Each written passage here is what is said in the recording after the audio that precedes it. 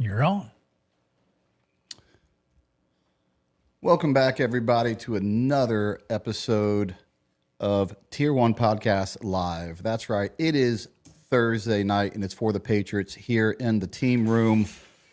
With us, we have Tier 1 problem solver Justin Klahn. You may recognize him from a former recording that we did together.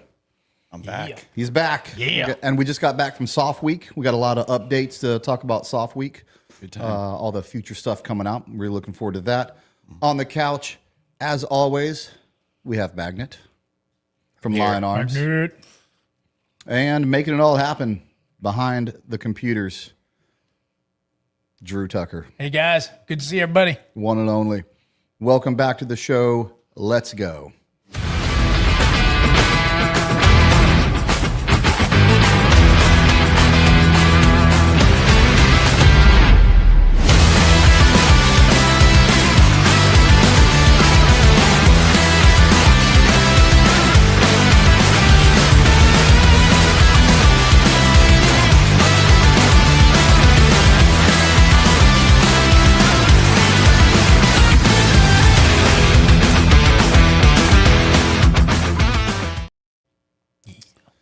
All right.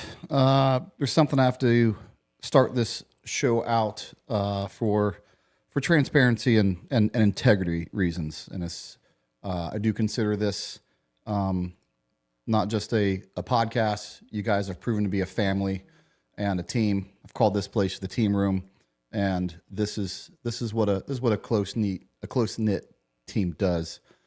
You guys may know of Devin. She is the probably better known as the most savage host ever of the Between Two Guns podcast, and my girlfriend. But we are no longer together. But that's personal stuff, and it seems like it. What is why would you bring that up? Because the fact is, I come on here every week and I preach to everyone. And I say, hey, you got to be a tier 1 guy in every aspect of your life. And I list all the aspects. And the truth is, I didn't do myself what I tell you guys to do every week. I wasn't a tier 1 boyfriend. I gave 95%, whatever percent you want to give it. I tell you what I didn't give it, and that was 100%. And that is what is required to be tier 1 at anything you do. So, I tell you guys that for accountability for myself. I'm human. I don't always meet the standard, my own standards, and really for another reason that I bring this up is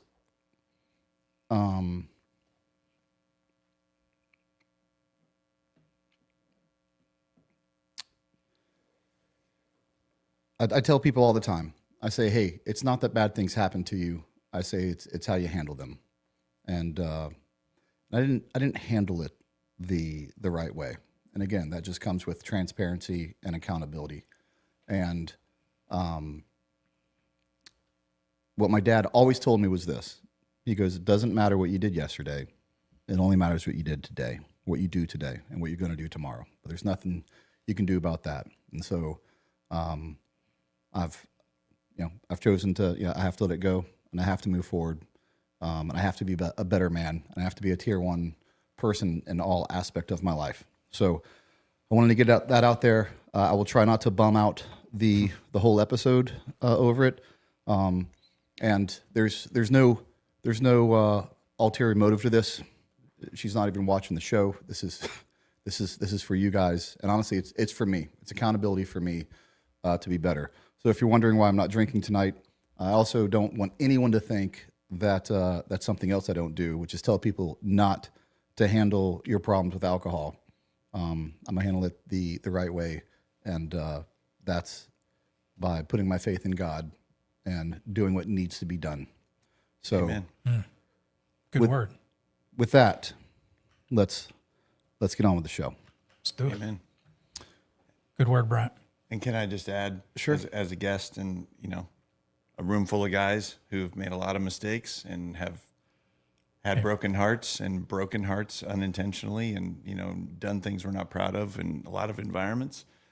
To dwell on it, but you've set a standard, I would say, that I respect, that when something's not right, when there's something that needs to be accounted for, you're taking it, you're setting that example. It isn't about anyone else. It isn't about the topic. It isn't about what the subject is. It's about, okay, something's not right, and I need to make it right by addressing it and being open about it and being accessible. If someone wants to question me, it's out there, because you have brought attention to a lot of people out there that have lacked accountability or lacked even taking the vulnerability to put themselves out there. I don't want anyone to go, oh no, is there something coming out more serious than this? What happened? No, it's not that. Yeah. It's just, I didn't meet the standard that I tell you guys to meet.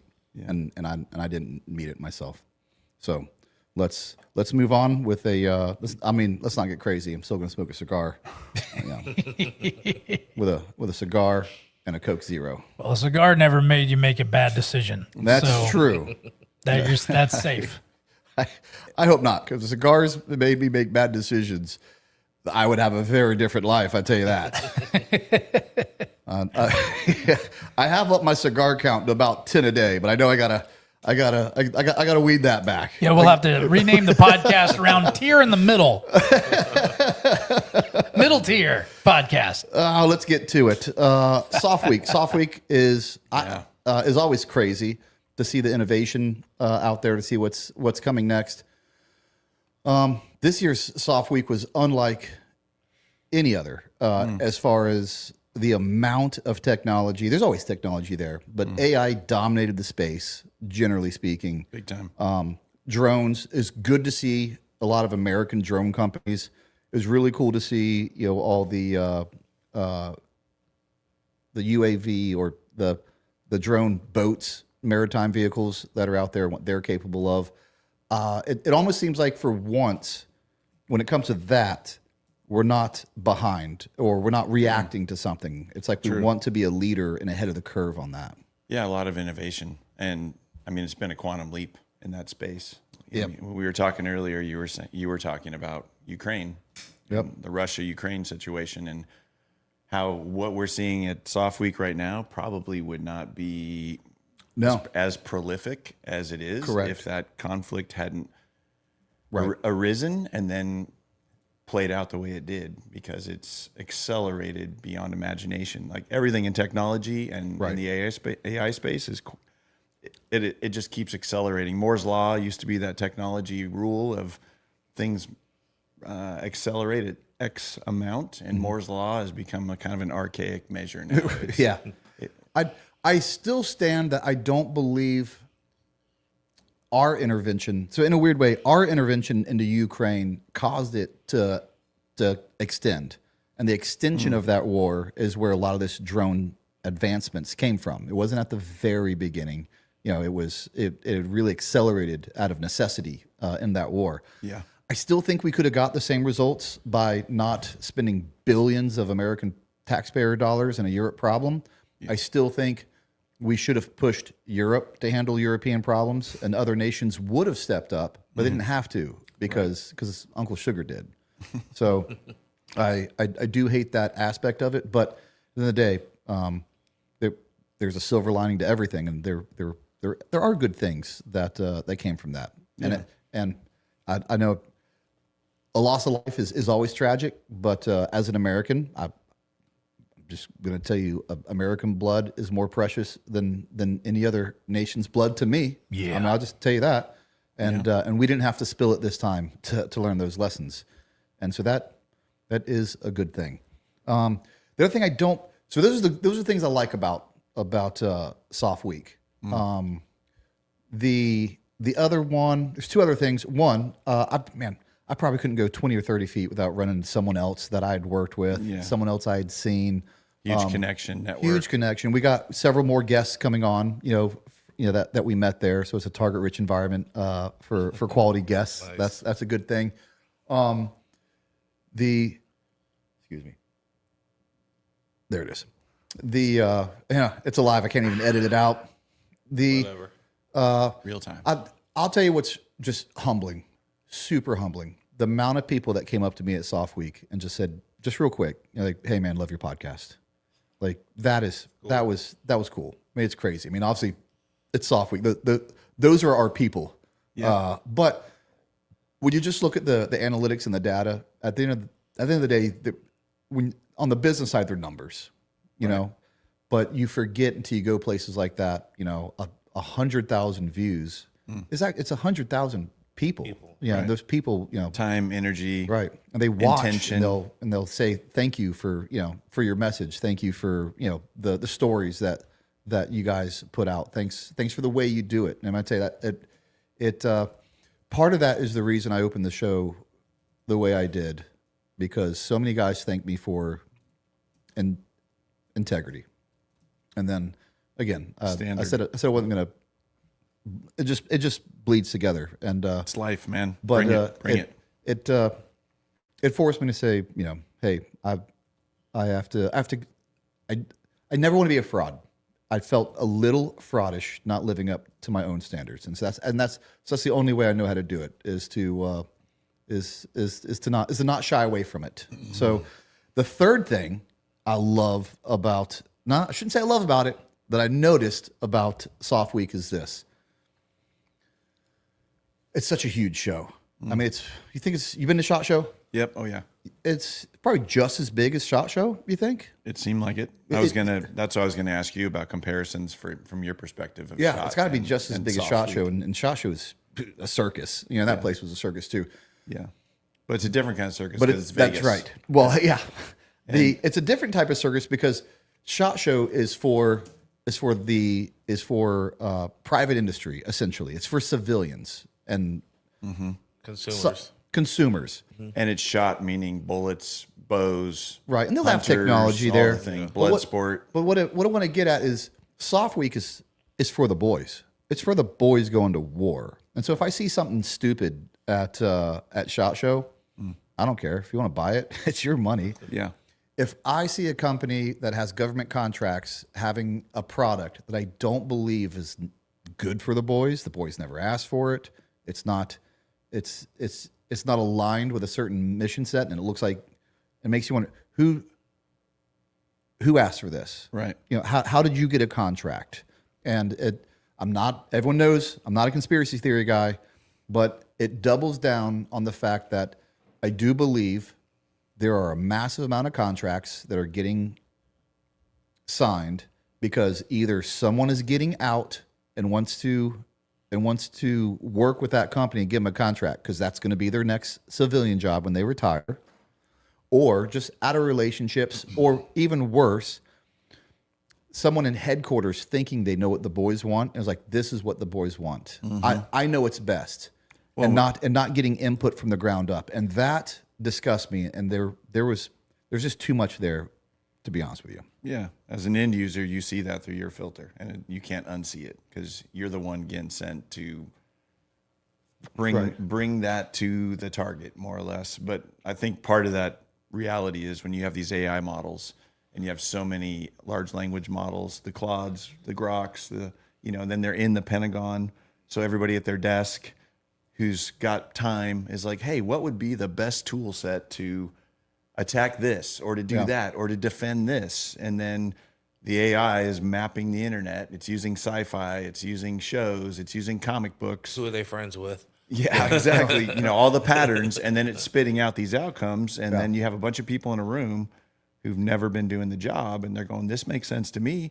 It's kind of like that one movie we saw where they did The Thing. Yeah. But if they're not bringing in somebody that's a kinetic asset that understands the risks, understands, can see over the horizon, is a planner because you have that autonomy to plan the mission that you're going to go and deliver on, then they're missing a whole component to what's real and what's not. And I'm always a little bit torn about this because I'm a capitalist at heart. I think if you provide a service, you should get paid for them. I'm never mad about someone that's successful.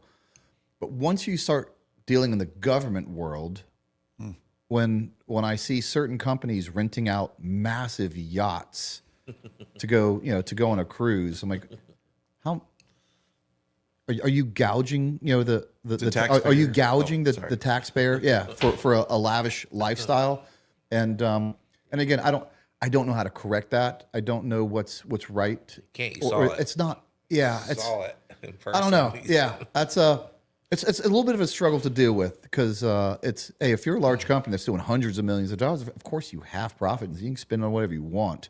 Yeah, but they take those people out in the yacht to get more of that juice. Right. Well, you're bringing up a point that I also should a buyer be able to go on a yacht Yeah. and be wined and dined. There's just a lot of. I don't even want to say questionables. Well, maybe, but it starts to border on questionable, and I think Elon left a little early with Doge because I think there was a lot more to uncover. But anyway, It's the same thing with the SHOT Show parties, though. But again, I don't care about that because that's for civilian use for the most part. Of course, some of those gun companies have government contracts, and that just is what it is. But at the end of the day, That SHOT Show stuff pays for them to be able to do the government contracts, though. right. I would not all not. I would not say all of them. I would say it's shot. There's less R&D. Right. Just organizations there doing pure research to develop something to get adopted. Yeah, it's already came to the Right. Where table. SHOT has more retailers that are innovating, Right. so they're using profits. They're still maybe trying to get research dollars, to your point. But what I realized to this conversation at Soft Week is as I'm talking to guys and they're like, we're going after CBERs, SBIRs, and phase 1, phase 2. They're getting government. They're trying to win government awards. The government puts out a request, for an action, RFPs. And then somebody submits, here, we got something. So then they get that government money. But what's the government money? It's not from a profit center. Yeah. It's from taxpayers. Yeah. So then those small companies are taking that taxpayer dollar and they're supposed to be spending it diligently with the research. So that does happen. But it's some of these large organizations where money gets. That's right. You could always make numbers say whatever you want them to say. Right, yeah. You really can. I think what I'm trying to say between SHOT Show and Soft Week is this. If you took out every company that had an affiliation with the government, with contracts, or the majority of their purchases is through contracts, you would still have a SHOT Show. There would still be plenty of vendors there.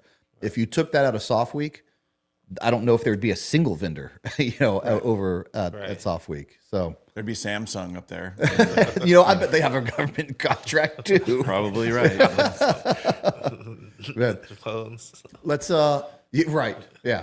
Let's get away from the nerd talk a little bit and bring up the. In fact, let's go to super chats real quick and see if anyone in the super chats wants to discuss Soft Week. All right, boys.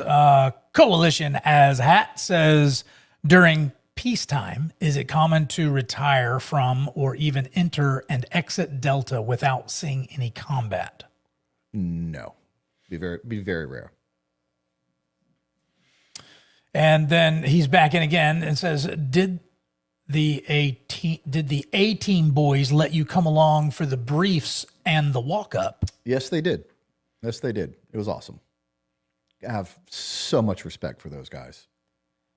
Just Another 11B says, posting on behalf of @TheReal Justin G, Rob O was the only Navy SEAL who could clear a room and a hole full of glory in the same deployment. Okay. All right. The Prussian. Hey, what's up? Thank you, man. Thank you for the love. Well, didn't get the jail goon job, but I did just apply for a security job that looks like I can easily pick up. It's with a local company called 3M. You probably haven't heard of them. I've never heard of 3M. We were just talking about the Prussian earlier, and he just gave us an update about, man, we're praying for you and we are pulling for you, brother. Yeah, bud. Let's see. Coalition as Hat back in says, what's up with the Mike Glover and the way he talks about being in the unit? Is it a slight touch of the TKs or just convenient wordplay? I like the way you put that. No, they are not on the same level. I mean, when he says I was at the unit, he was a support guy at the unit. So you can say you were at the unit all day long. Of course, there's always context to that, and I don't see a lot of Mike's stuff, but occasionally we'll still talk. I don't think I've ever. Again, I haven't seen it all. I know if you could talk in a way that it sounds like you're an operator, but you never said you are, and you just. So I get that, but I don't. If it's Mike did a lot of agency stuff as well, and with the CIF as well. Correct, but none of those would be called the unit. There's only one unit. So just as long as he just vouching for says his the legitimacy. unit never infers that he was an operator, then he's being above board. K Diggs says, respect for being the man you inspire us to be. Well, I'm trying. We all are. Ryan H says, awesome news. Was selected to receive a mortgage-free home from Building Homes for Heroes in Riverview, Florida. Such a great organization. Huge shout out to them. That's really? awesome, man. Oh, heck yeah. Mortgage-free home. Man, you want to talk? Wow. I mean, if you have a mortgage-free home, like you really don't need a whole lot of income to be comfortable. I mean, that's such a burden. You're a free man. Yeah. You're just a free man. And with the new housing tax exemption, as long as you're homestead, that Florida has, you don't even have to worry. Of course, if he's injured enough to get a home free, a building homes, a mortgage free home, but he's 100% disabled anyway, so he's not paying taxes. Yeah, he's not paying property taxes anyway. But man, that is awesome. That is awesome. That is great news, man. Coalition as hat holding up the super chats tonight. Says, oh, Brent had a breakup. Wah. Just kidding, brother. We all been there, and heavy respect on the transparency. Thank you. That's it. And then Percy, man, there it is. Coke Zero money right there for the night. Tonight it is Coke Zero money. Love it, man. Absolutely. Thank Thank you guys for the love. Appreciate it. All right. Let's go to some lighter things. Let's go to Instagram. I love these videos, by the way. It's such a random thing for me to love, but I do. An addict is going through withdrawal. Their skin will typically become covered in goosebumps and resemble that of a plucked turkey. Thus the saying, quitting cold turkey. In the 17th century, husbands were allowed to punish their wives using sticks as long as the stick was not wider than their thumb. I didn't know the cold turkey thus giving us the rule of thumb. When jaybirds would fly in from the forest, they would become disoriented in high traffic areas, thus leaving them confused and have erratic behavior. And this is what gave us the term jaywalking. Did not know that. Parisian nobles would wear their hair up in elaborate updos. So when the day was over and they were ready to relax, it was time to let your hair down. In horse racing, when a horse was so far ahead of the rest of them, the jockey would sit back, relax, and put his hands down while crossing the finish line. This is how he won, hands down. During World War II, pilots would have 9 yards of ammunition. When they would use that entire chain on one target, it was known as giving it the whole 9 yards. In the Middle Ages, nobles were known for having pale skin. And because people with pale skin can see the veins in your neck easier, they were known as blue bloods. Didn't know that. Farmers who sold pigs would usually wrap them in bags when taking them to market. Sometimes tricksters would put cats in the bag instead of pigs. When the fraud was uncovered, it's because someone let the cat out of the bag. In late 19th century, gramophones did not have volume knobs, so people would roll up socks and put them in the horn, thus coining the term, put a sock in it. I did know that. When an addict is going through After watching that video, you know what's always bugged me? The whole 9 yards. And because I didn't know the reference, I always went with the football reference, and I was like, what? A first down's 10 yards. A little short. Yeah, so you didn't go the whole 10 yards. So it's got to be something else. I've actually wondered that for a long time. That's where. Now, I hope everything she said is true. Yeah, right. Yeah, of course. We didn't I fact don't check. have time to fact check every one of those things.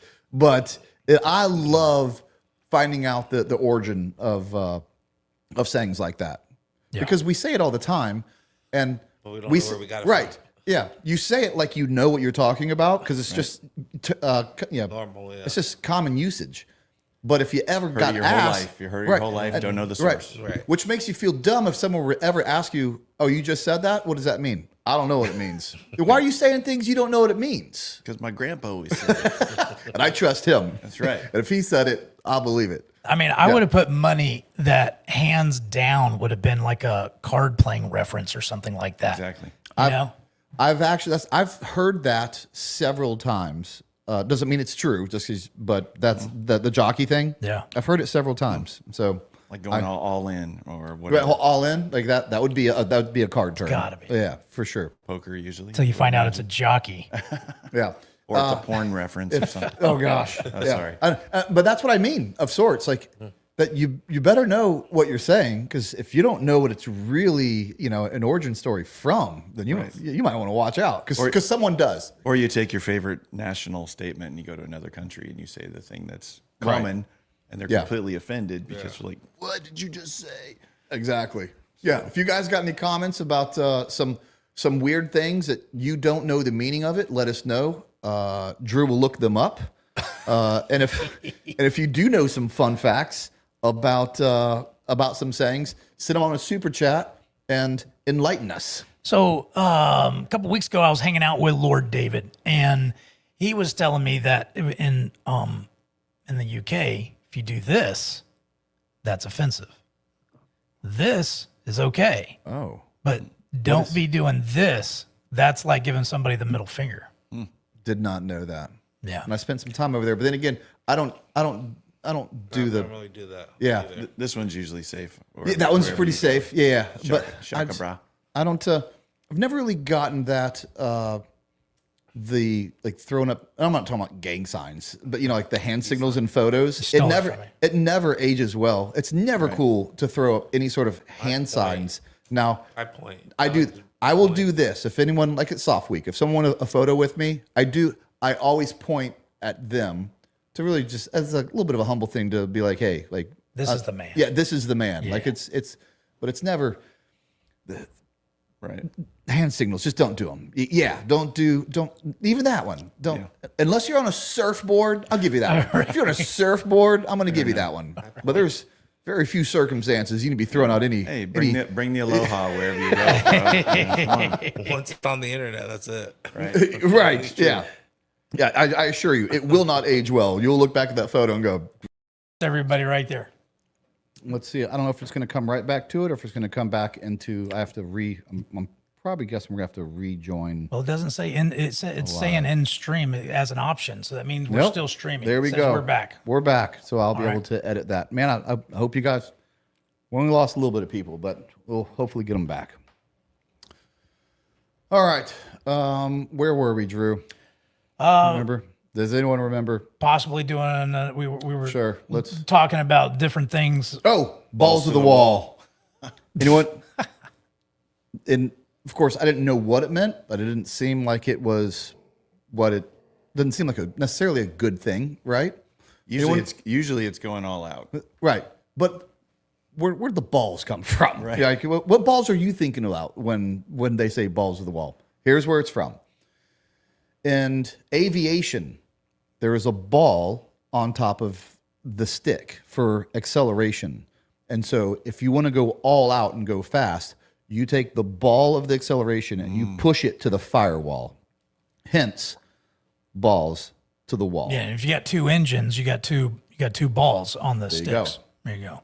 There you go. That one was a good one. Makes perfect sense. Absolutely. All right, let's go to another video. And real quick before we do that, as a reminder, if you guys got any questions for Justin, and I'll forget half of them. The man's worked for Nike, and now I'm forgetting his name off the top of my head. Who?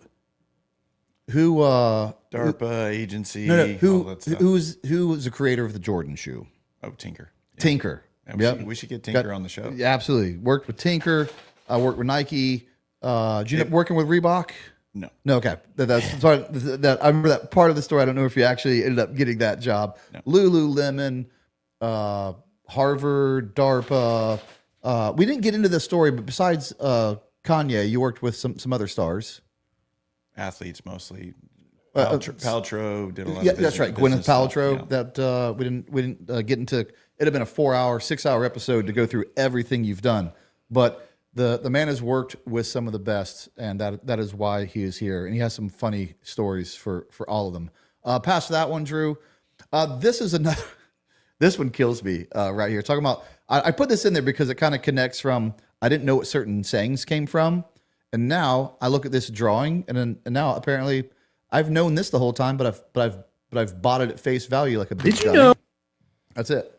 we all draw butterflies completely wrong? It's really common to see a butterfly decoration or a butterfly tattoo that looks like this, but that shape is all wrong. In the wild, you'll notice that on nearly Look at that. every species of butterfly, Look at the that. head is out front, and then the wings either stick out course. perpendicularly or I've seen are butterflies angled in the back on wild. the body. But the way we typically draw butterflies on stickers and murals has the wings pulled way up and out past the head in a perfectly symmetrical icon. Whereas again, in nature, that butterfly is probably going to look like this. This overly spread look comes from bug collecting, where when people preserve butterflies, they stretch out the wings to display all the colors at as big of size as possible. But that shape only exists on pinned butterflies. So it's interesting that butterflies are often used as symbols of metamorphosis and new life, but we keep drawing them in a posture that accidentally represents the opposite of that.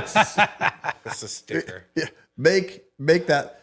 I watched that and I was like, you got to be kidding me. Every time I think of a butterfly, I'm thinking of a dead butterfly in my imagination. And I've seen butterflies and I've never connected it. No, it's So they're all Are you studying memorials. butterflies, or you just looking at no. I'm just I'm just living life. Everyone's seen a butterfly. Everyone's seen a butterfly drawing, and I've never seen one person be like, "That's not how you draw a butterfly." There's a lot of butterfly tattoos out there too. There's a lot of butterfly tattoos, and again. Butterfly knowledge. I didn't know this was such a family-friendly show. There you go. Yeah, we got it all. Yeah, we're very family friendly. The butterfly is often used as the tramp stamp, I believe, is what they call it. Thank you, Drew. Thank you. Can I Drew. throw out Not that I've there- ever seen one. talking No. about family-friendly? Yeah. Can I talk about back to Soft Week? And, Sure. Yeah. Sitting down last night, I got invited to an event. So shout out to All True organization. Okay. ALLTRU. It's a women's soft JSOC organization that Okay. former and current operators within the community. Some names you know. Operatives. Yep. Thank you. And That's right. well, they're still doing the job. They're doing right? the job. And they're supporting it, and Yeah. they're laying the way in many cases for the work to get done in heavy ways. And there's a heavy cost that they pay, and it blew me away. Some of the stories they were sharing. It was the first time actually I'd been brought into a circle that was centered on women operatives at the tier 1 level, and I'm a big advocate for not feminists, but feminism in the context of, the power of the woman and the strength of a woman. And Well, it was really underscored Right. last night, underlined of the impressive things that they're out there doing alongside you guys in much smaller numbers. But right. What's crazy is, like everything else, feminism got hijacked. Feminism, if you see like original speeches from feminists, I actually agree with them. I wish I could remember her name off the top of my head. She's known as the founder of the feminist movement, and it was an old video. And basically, what she's saying is, "Hey, this is what we're trying to do. This is what we're trying to celebrate. If you do something that a man has already done, or 1,000 men before you have already done, we're not. That's celebrating mediocrity. That's just what is that to celebrate? Go do something that a man has never done, and that's worth celebrating. And I can get behind that all day long. Yep. I can get behind that all day long. They well, the low hanging fruit of that is delivering a baby. We get one little stone, and it's like, we're done. But absolutely they're pushing a watermelon. Yeah, through there, we've complete, and that's another thing. Just I hate the things that they can do, but our society, for whatever reason, only wants to measure a strong woman under the same scale as a strong man, right? Can she dunk? Can she hit a home run? Can she shoot a gun? Like that's along the masculine scale. But that's so unfair to them because that's not playing by their strengths. right. But because of modern feminism, you have all these girls trying to compete with men when they really should be playing to their own strengths and advancing in life that way. And that's the way they're going to advance. Yeah. Never in sports. I just hate to say it. No, I don't. That's just the truth. Totally. Well, and they started the night. I mean, basically did stand up as operatives and told stories that were funny. Yeah. Your favorite thing. Absolutely. And they opened the night, you're always good about honoring the fallen and, Yep. and respecting. And so the night opened with, a round of shots for everybody to kick it off. And they had a little display on the side of their fallen and, named them and recognized them and honored them to kick off the night. And Yeah. the stuff they're doing around the world, actively is amazing, but post-career, Yeah. they're doing stuff in Afghanistan. They're doing stuff all over the world that people don't know about. Make no mistake about it. There are certain things in combat that women can do or do better or get away with that a man can't. So of course we need them and play it. And again, goes back to let's play to their strengths and not put them in competition against men. Let's promote everyone's strengths. Yeah. And I love that. I do. Well, Otherwise, it turns into an us versus them. Sure. And it's not an us versus them. But when they want us to play in the same sphere, it becomes that. When it shouldn't. It really shouldn't. Well, and even in the operational side, right?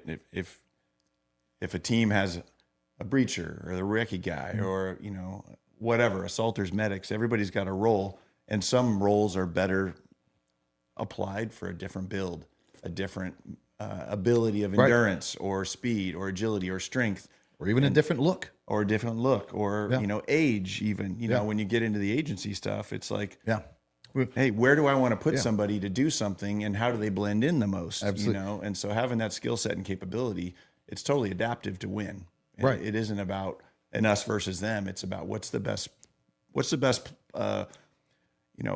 piece on the board Right. to win the game. Absolutely. Ultimate chess, I guess. That's right. So And that comes with an America First mentality. With a true America First mentality means we will put the best person, that fits this job, not just assigning winners, which is the woke movement.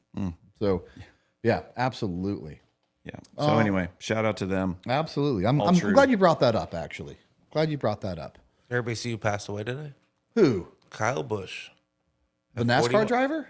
at 41 years old. What did he die from? Doesn't say yet. Still new. Oh no, Yeah.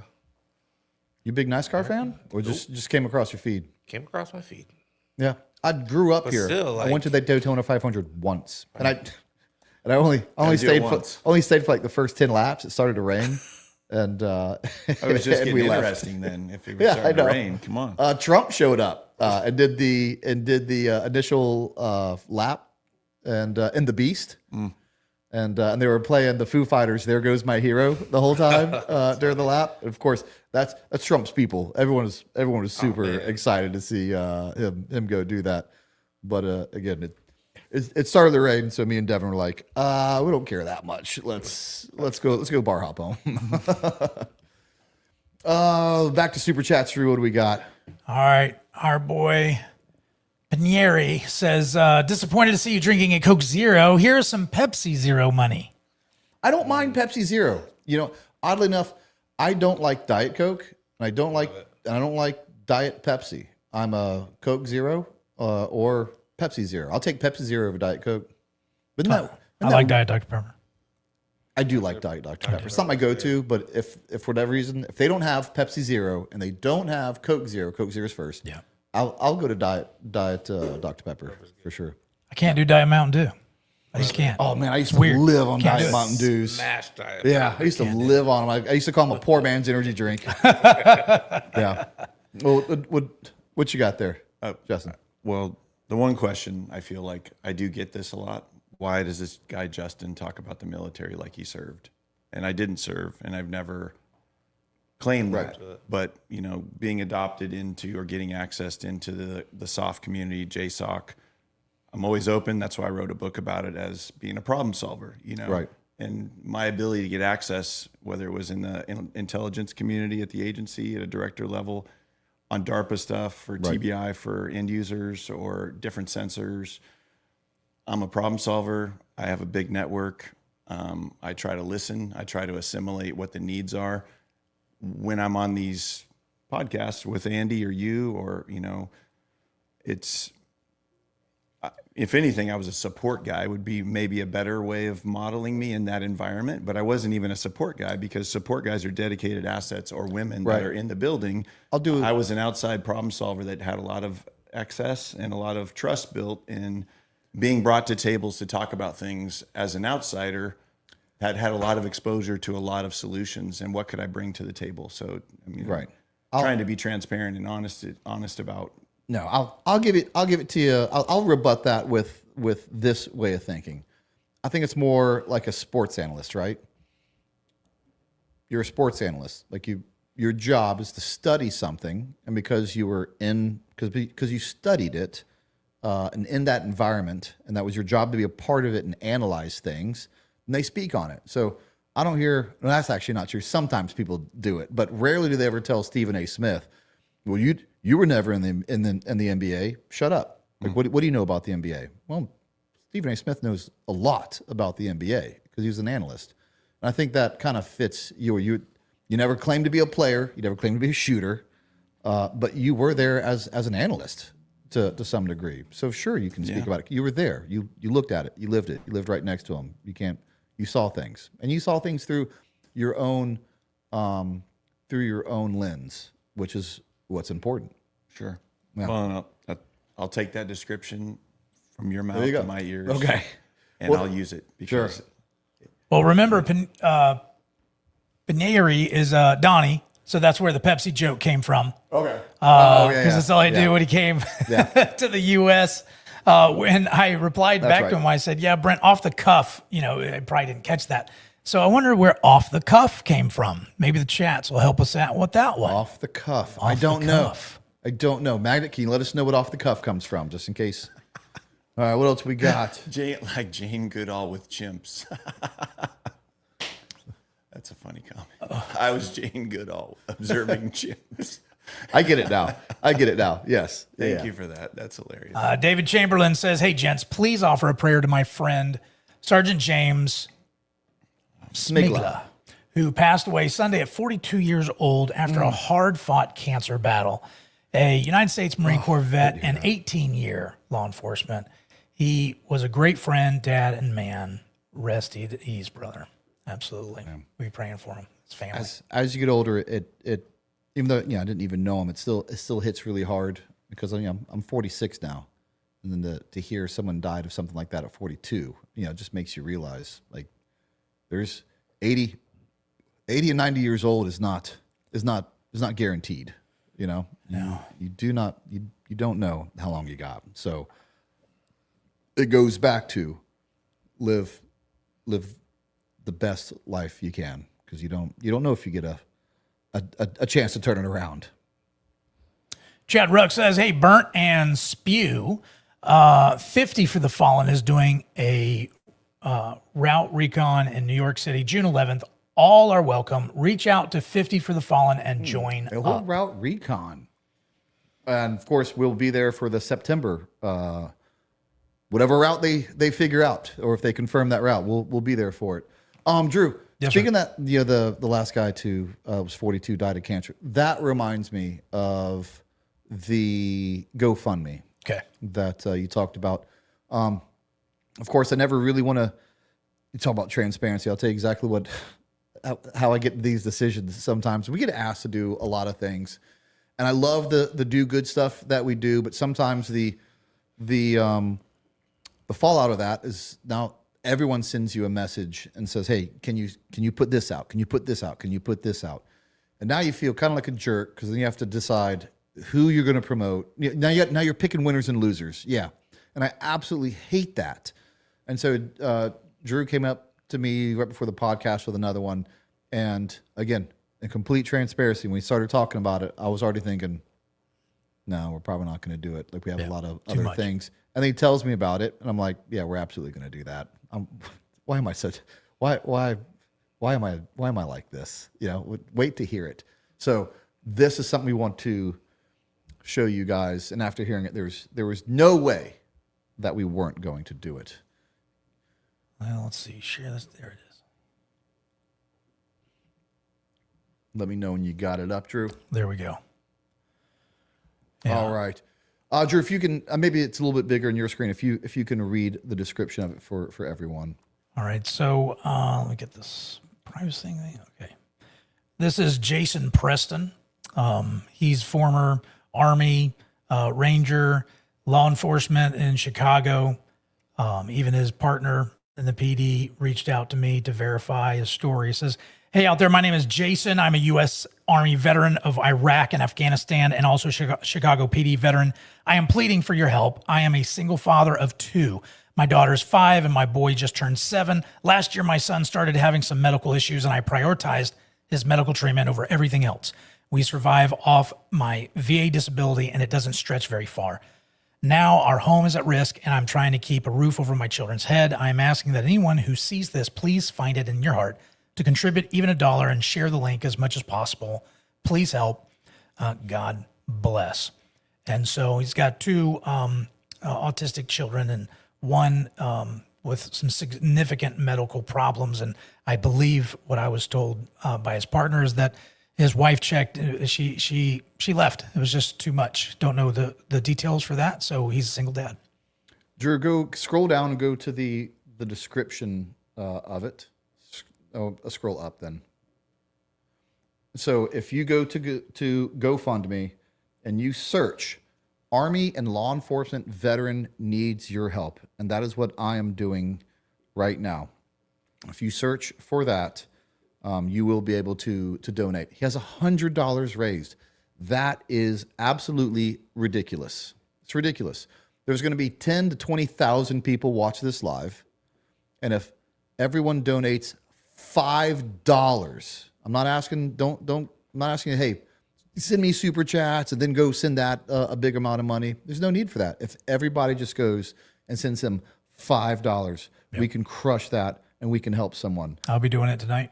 And so, and even though I just said that, I'm trying to get it done right now. We are going to start this out. And as always, because of you guys and your support, we are going to put our money where our mouth is. And we're going to kick this thing off with $1,000 donation from the Tier 1 podcast. I don't know why my phone is going so slow. So I'd like to do it. I'd like to do it right now while I'm thinking about it and talking about it. Or else I will forget and then look like a fraud when someone goes back and says, "Oh, you never donated," and then saying, "Oh, I was going to," just makes you look like a fraud. So here we go. I got it up on my phone right now. I just posted the link in the chat. All right. There's somebody in the chat said they'll donate $1,000 as well. Wow. The link is should be in the chat. You have a good family here. It's crazy. Give me a second. I hate the lull in the show, but some things are worth it. And like I said, I think for what I'm doing right now, people will gladly wait for just a second. Yeah, so this, I believe, was posted like 6 days ago. And the reason he reached out to us is because he did post it and nobody has responded, not a single person. So he reached out to us. All right. There you go. I just looked at it. It says donations, Brent Tucker, $1,000 just now. So again, if you guys are hearing this and want to go over there and trust but verify, it's in there. I did it. We did it. To be honest with you, yeah, we did it. Community, thank you. Yes. What else we got? That's where all them super chats go. All right. What else we got here? All right. Ryan says Purple Heart recipient, so I am 100%. So no property taxes. Groundbreaking is in June. If y'all would like to join, house will be completed in November. Oh man, send us an invite over at the tier1podcast@gmail.com. Please do. I'm not saying that we will go, but man, at least give me the option to see if my schedule's open enough to go. Because I know you're here in Florida. Braden Medlin says, what was it like meeting Tinker Hatfield? What's your favorite pair of Air Jordans?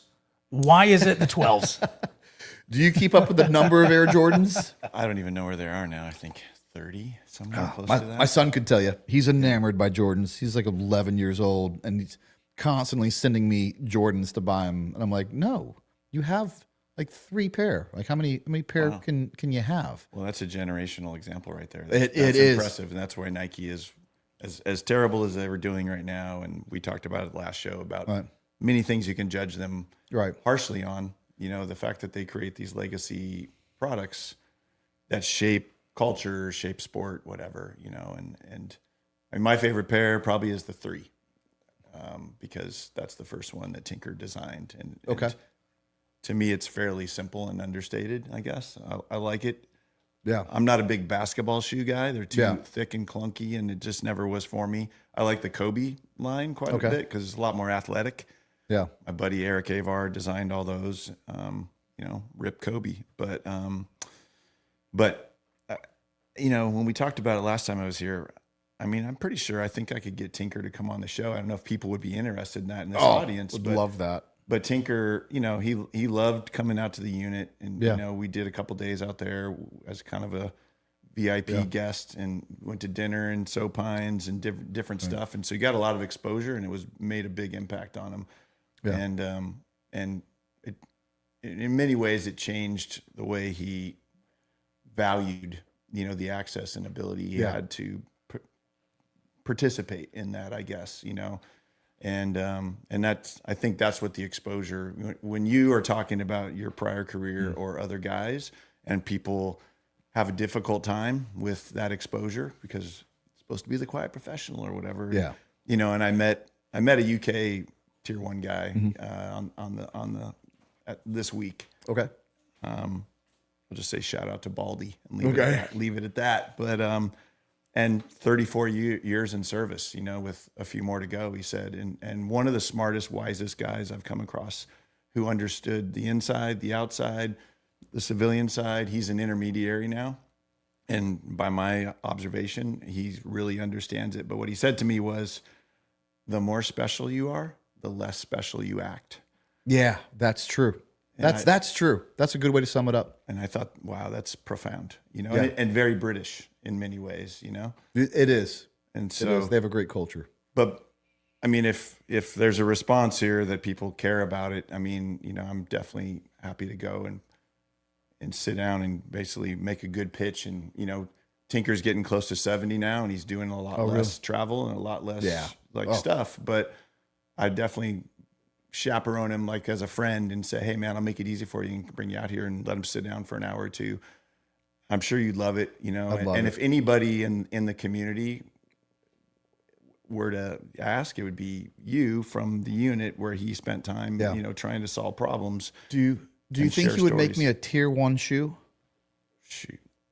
I mean, I can always ask, man. I can always ask. I got connections, but it's on the record now. So right, okay. And then last thought on Tinker, just there's an incredible documentary about him on Netflix and the design series, and it's about a 40-minute episode. Okay.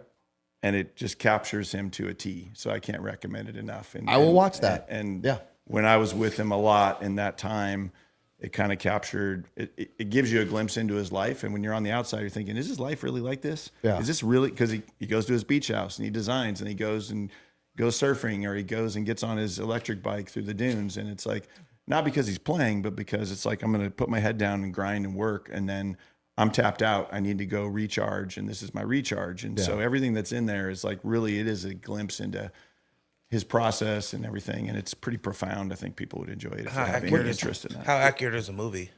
The movie, not so accurate. Okay. No. What's the name of that documentary that is accurate though? Do you remember the name of it off the top of your head? You mean the Tinker one? Yeah. Well, it's the Netflix design series. Okay. It's just within the design series. Yeah. Is the name of and Tinker's name in it. Is one of them. And there's probably 6. There's an architect and a whole bunch of them, but Yeah. and they're all good. It's a great series. But I was just that'll be on my bedtime watching in the room tonight. Cool. Watch it. What else we got, Drew? North, south, east, west says Canadian soldier who is utterly useless is referred to as a shite pump because we're savage. Because we're savage. That's why. Okay. All right, that's why. K Dig says, my great grandma used to say, "What in the Sam Hill?" I have no idea what she meant. That is a good one. In the I looked it South, up. that's. Oh, did you? I did. I looked it up. So I had to. So I've heard it many times. So it's kind of like a Christian cuss word, like dadgummit. Instead of saying "what the hell," it's On the Sam Hill. "what in the Sam Hill." Okay. Yep. But Kind of like shut the front door. right. I mean, that's the Yeah, reason. exactly like shut the front door. Right. But you don't know why they chose Sam Hill? The history is muddy. Okay. Mucky. Okay. People try to tie it to a hill owned by Sam, but nobody really can do that. Okay. I looked up off the cuff. Yeah, Oh, so did thank I. you. Please. What do you got? They Let me used to know. write on the cuff of their shirt, and they used to flip it over and watch it in like the 1930s. So like if they had a prepared, speaker, a speaker had to speak, he would write it on the cuff of his shirt. Right. or he kept the note in the cuff of his shirt, so that he didn't have prepared notes. Yeah, short notice, and so it's kind of off the cuff. off Yeah. the cuff. That's Aha. I'll take that. You know what? You know what's the worst though? I'm gonna learn all this tonight, and then I'm gonna try to be cool in front of someone and be like, "Hey, you know where that?" And then be like, "I can't remember that." We talked about it one time on the podcast. I can't remember. TJ Paris says 110 skydives, and I've given the hang loose every time. Brent, what's your fun jump canopy size?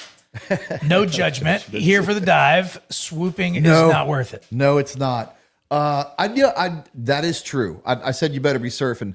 Seen a lot of hang looses in a plane. I think that's appropriate too. I don't have issues with that one. Favorite canopy size for boogie jumps, 160. I don't like, and even 180. Yeah, actually, some of these guys get into some handkerchief for size canopies, and that's crazy to me. And essentially, once you're going that fast, it's almost the only way to land is to swoop. And like I said, that's an injury waiting to happen. Evil Abe Lincoln says, just a Memorial Day super chat for my buddy Clayton Beauchamp. HM2, FMF, killed in action August 7, 2012. As long as we speak their names. They're not gone yet. They're just grabbing us all a beer from the shopette. Absolutely. Thank you for doing that. Thank you. Justin 11B says, in memory of Wesley Wells, killed in action, 9/20/04, Nika, Afghanistan. All right. Brandon Medlin, Justin, do you have any crazy exclusive Nikes from your time there? That's a good question. I have a couple. Yeah. Do you? Everywhere I worked, I have something. Yeah. One pair of something because the advantage you have when you go to the factory is you're going there to oversee something that's in development or in prototyping or sampling or production. Mm-hmm. And so when you get in there, you got this whole library of bottoms and uppers and colorways. And if you have a good relationship with the factory, you can go, hey, can you slap one of these on? And you just potato head something into something that suits you. So the smart idea that I learned pretty quickly was get two pairs and know your boss's size. And so when you come back with something exclusive, you put something on the desk of your boss and go, hey, I brought something back for you. So that way, if you're walking around with something unique, you're not going to get called out for, hey, what are you doing wasting resources over there when, they exist. But yeah. Are they still in the box? No. No, You wore 'em? I wore. I love it. Sure. Yeah. All right. I'm not a collector like that. Right. You see those guys that go in there with that one store that buys them? Oh yeah. Oh my. Oh yeah. Oh yeah. Well, I mean, there's guys that have been at Nike a long time that literally have storage units of box shoes that have never been worn. So There are people on YouTube right now hearing this just licking their chops. Yeah. Oh yeah, and they probably know. You know, I'm not gonna call out anybody that has those storage units, but For sure. I've mentioned the names tonight, maybe once or twice. Now's probably a good time to remind everyone it is coming up the first Thursday night of June. Someone's going to wear or get a pair of these digital night vision panos, absolutely free. I was dumb enough to pay $4,000 for them, plus the hat, plus the Ear Pro, plus the mount. That's all extra. I'm just going to send it all to you for free. I'm still going to do the review video so you know exactly what you're getting. I have warned them, and I have started a little bit of the filming of it. So I do know the benefits of them, and I do know the negatives of them. There's a reason why analog panos, a decent one, start at 20,000. You can easily go to 40,000. These are not them. However, I will tell you the tricks and some small things that I had to learn while using them, and bought some accessories to take advantage of what they are. To They'll enhance them? To enhance them. Yeah. They as a standalone, they're not even close. But with just a few other things to help them out, they actually perform. And they'll never be picked up to go on a tier 1 hostage rescue mission. But if you wanna grab that, your gun and a few accessories and go hunting at night, you can absolutely do that. And it's actually pretty fun. I did my best to try to take my tier 1 hat off because when I first put them on, I'm like, crap. Bring the standard Right? Yeah, like this. These It's relative. Right, Cost. yeah. They're not So- $50,000 guns. right. And like, and there's some shortages. And I'll tell you what it is. They need IR illumination. They need IR illumination, and with plenty of IR illumination, which is why I actually have this on the tier 1 gun. That's an IR illuminator. Once it doesn't pick up low light very well. Like when it gets to a really reduced level, the analogs, of course, they start to degrade, but they can still see, and they're still good at almost any level. They just degrade. There's a point where these things just can't, essentially just shut off, and they're like, we can't see anything. All you have to do is add IR light, and they're good to go. They're good to go. There's a lot more to it, but that is it. And I'll tell you exactly what IR illuminator I got. I built this whole thing cheap. That's $100 IR illuminator that I bought. I'm seeing how cheap can you hunt at night. Wow. And can you hunt at night with this? And I'm gonna spoil it right now and tell you can. But and after the show we'll all go out there and mess with that. Still got some sim rounds. We can go to some of these empty buildings out here and take it for a test ride. But anyway, the only thing you have to do to win this is join our Patreon. You don't have to sign up for something else on Patreon. Join our Patreon, get exclusives, win a set of panos. Don't get better than that. And if everything falls apart, you're going to want a set of those. That's even right. if they're at a Yeah. budget, especially even if they're at a budget level, Right. because whoever doesn't have night capabilities is going to be at a massive disadvantage. Yeah. So, And If gas prices get any higher, you're going to want those. And if you don't win, you're in the know with the Tier 1 podcast because you're a Patreon member. That's So, right. It's a you get- win-win. You get to be a part of what I believe is the best community out there. Boom. Absolutely. Drew, let's take a break and let's reset for the second half of the show. Okay, sir. Let's do it.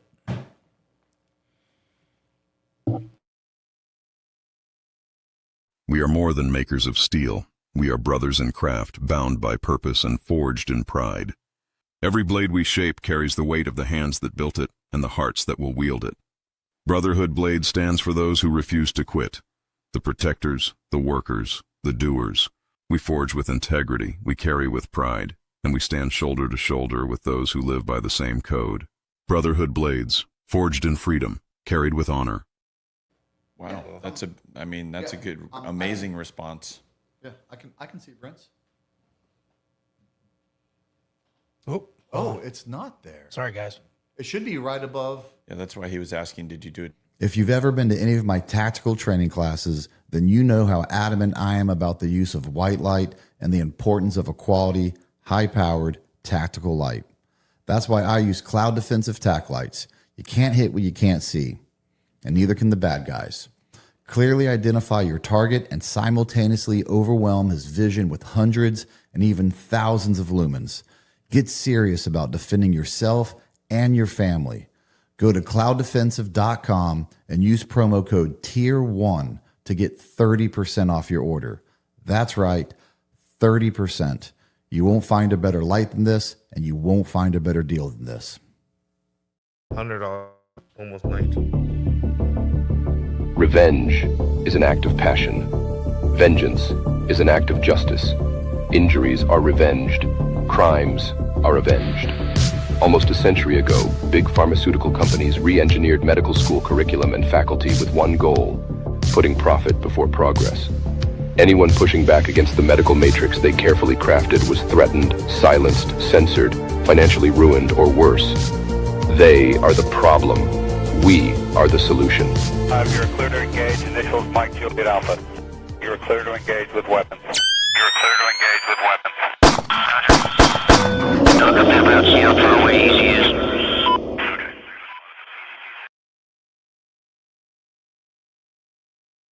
Here at the Tier 1 podcast, we're excited to have Tasty Gains as a sponsor, a company with values that aligns with ours. I take their products every day, 3 times a day. And if it wasn't a product that I didn't take personally and believe in, and a company with integrity, then they wouldn't be sponsors on this show.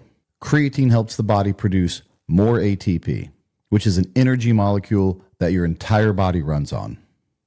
It helps improve your physical and mental performance in all aspects of life. Let's be honest, creatine powder sucks to take every day. With the creatine gummies, you can take them with you anywhere and they taste great. Every batch is third-party tested, so you know you're getting exactly what you pay for. Go to tastygains.com and enter the promo code Tier1, that's TIER, the number 1, and get 20% off your order. All right, guys, and please go to frcc.shop this month. We have slashed prices on our coffee. Our 5-pound bag is $20 off. Our 12-ounce bags, if when you buy 3, they're only $11.99. We can only keep that price low for a longer period of time if enough people buy. So if you need some coffee, give it a check it out. Also, we have the long-awaited flavored, sweet-tipped vanilla cigars, the Sweet Charlie, the Sweet Alpha. They are absolutely bursting with flavor. You've never smoked anything like it. If you're new to cigars and the last time you had a cigar you didn't have a good experience, I promise you will have a good experience with a Sweet Charlie or a Sweet Alpha. Go to frcc.shop, check it out. All right, Drew, what do you want to do? You want to go back to Super Chats? You want to go to Instagram? Let's do Instagram for a little while. All right. There's some funny stuff and there's some good stuff. I've learned stuff tonight because of it. Thank you, Brent. Yes.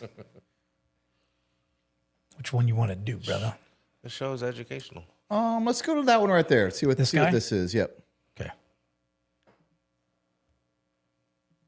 The most controversial sporting event in the world is taking place next weekend. It's like the Olympics, but athletes, instead of competing for medals, are competing for a prize pool of $25 million.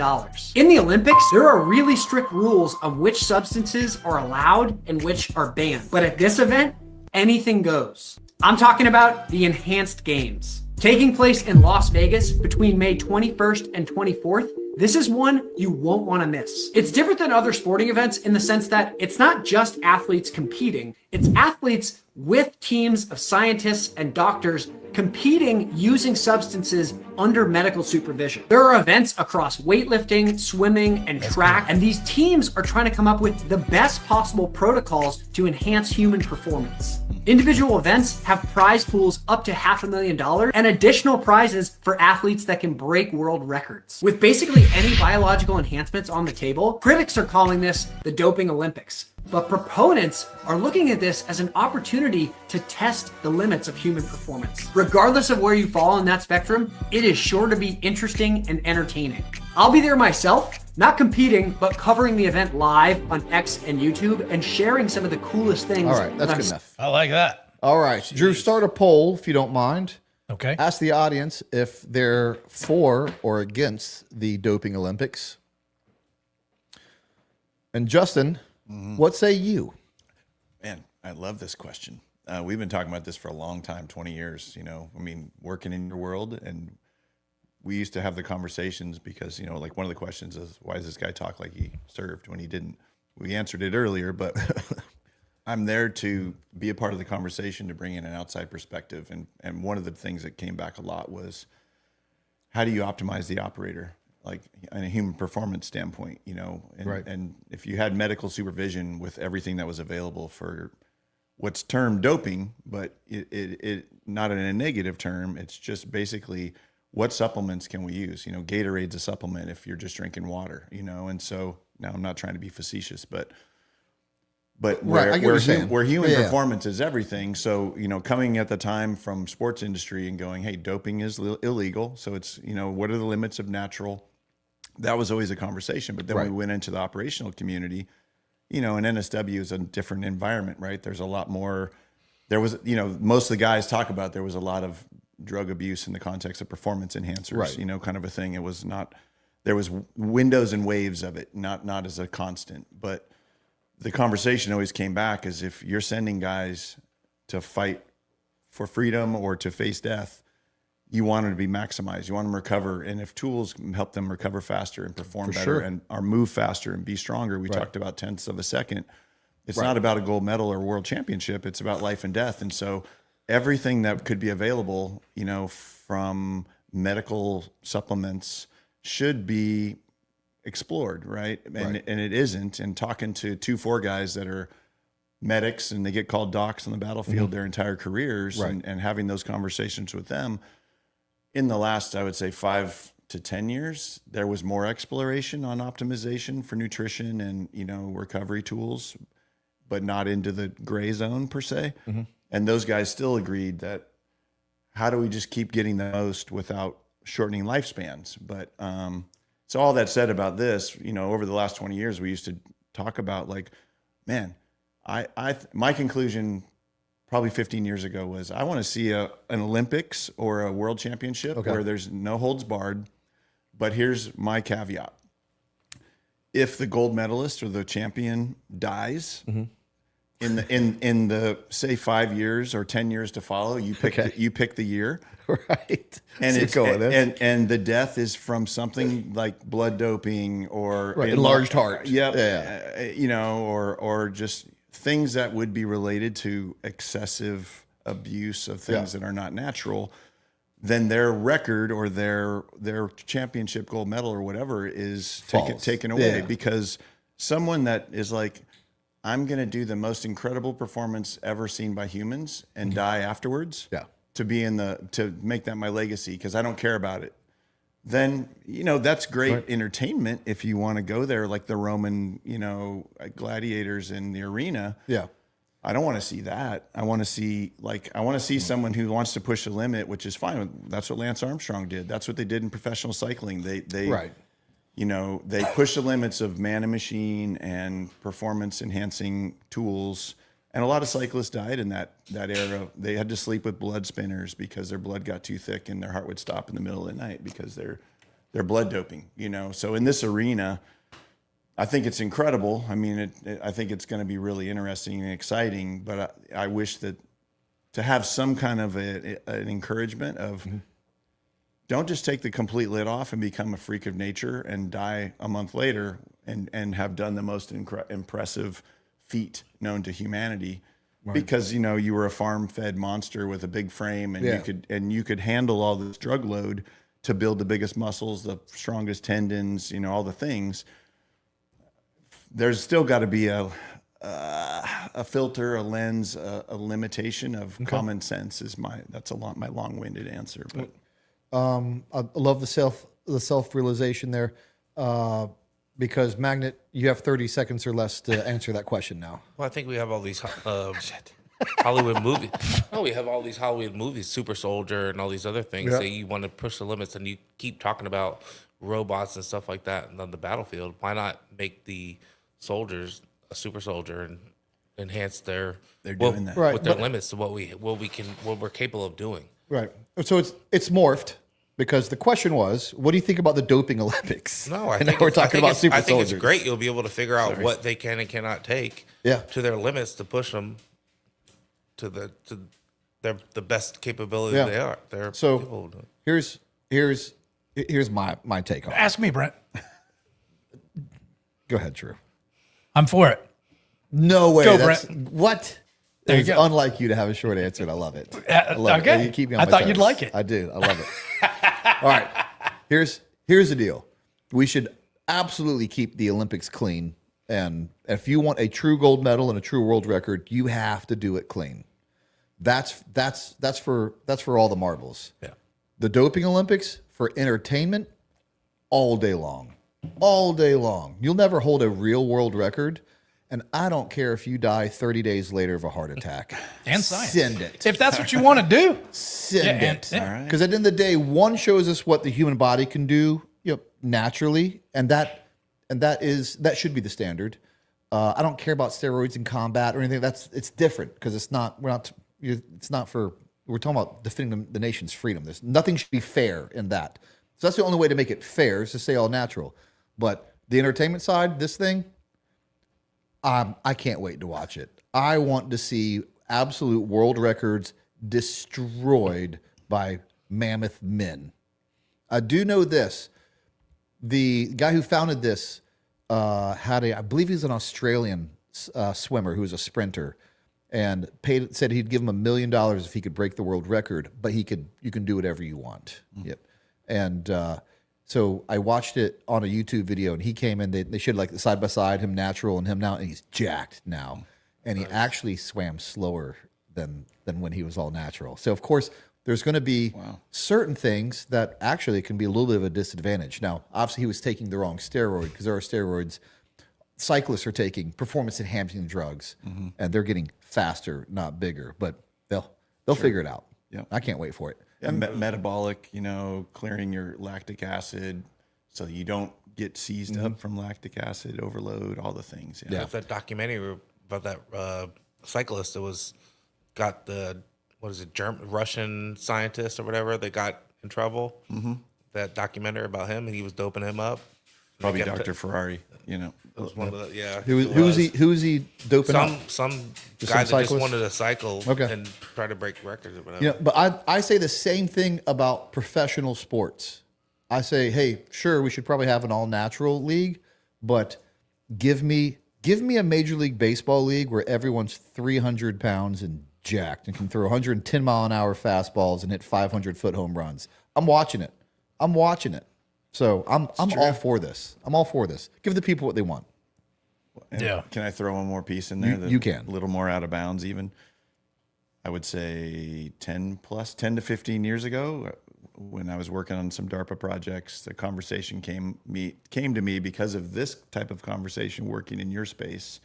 Because I was always, anywhere I would go, back to answer the questions of why do I talk like I serve, because I'm around the communities. I see DOD, whatever, and I'm constantly fishing for information to move around, to create advancements and enhancements and opportunities through the whole community, as an intersector. But one of the PMs had basically said that as they do their things, they had been in an Asian country, China, and had been doing some, they were there under an institution, a learning institutional kind of cover, and talking about research, and they got shared with that there was being testing done on humans where they were taking animal components and basically grafting them onto humans to see if they could run faster, to see if they could perform faster.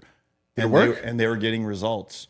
And one of those conversations became, the human body, the tendons, the connective tissue is designed a certain way. And this is why you see in the NFL that, guys that get too big, too strong, too fast, and all of a sudden they start blowing joints because the joints can't be supplemented. So one of the discoveries that was shared with this PM was, yes, we can make people run really fast, but they run their legs apart, basically, and so we're hey, as long as they know that, that's what I'll say. If someone knows what they're signing up for and decides to do it anyway for glory and fame, right?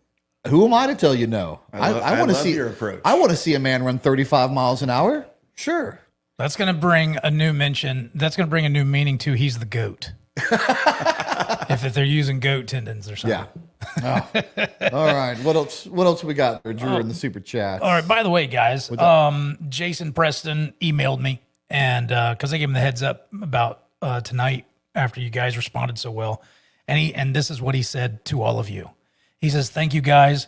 I'm not one to get overly emotional, but my kids are my world, and you guys helping and having my back make you family. This is one of the major things I have missed since leaving the Army. Brotherhood. Thank you, everyone. That's from Justin Preston. To you. God, I love that. I love that.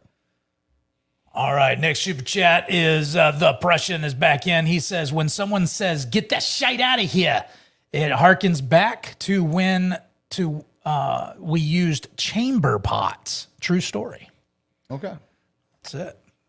True story. Pooping in the pot, throwing it out. All right. Groff says, why does this guy just... Oh, we already talked about that one. Yeah. We answered He that. jumped ahead on you. Sorry. Let's see. No, That's all right. You were in the guest chair. You can do that. Holy Fook says, Justin, any good sweatshop stories? Just kidding, of course, unless you got one. Unless you got one. Good ones. Well, I mean, we talked about the challenges of working overseas and the costs and all those things. And, you know, I don't know. It's not necessarily funny, and I'm still working on my funny stories, but I'll close with one tonight just just to put it on record. But,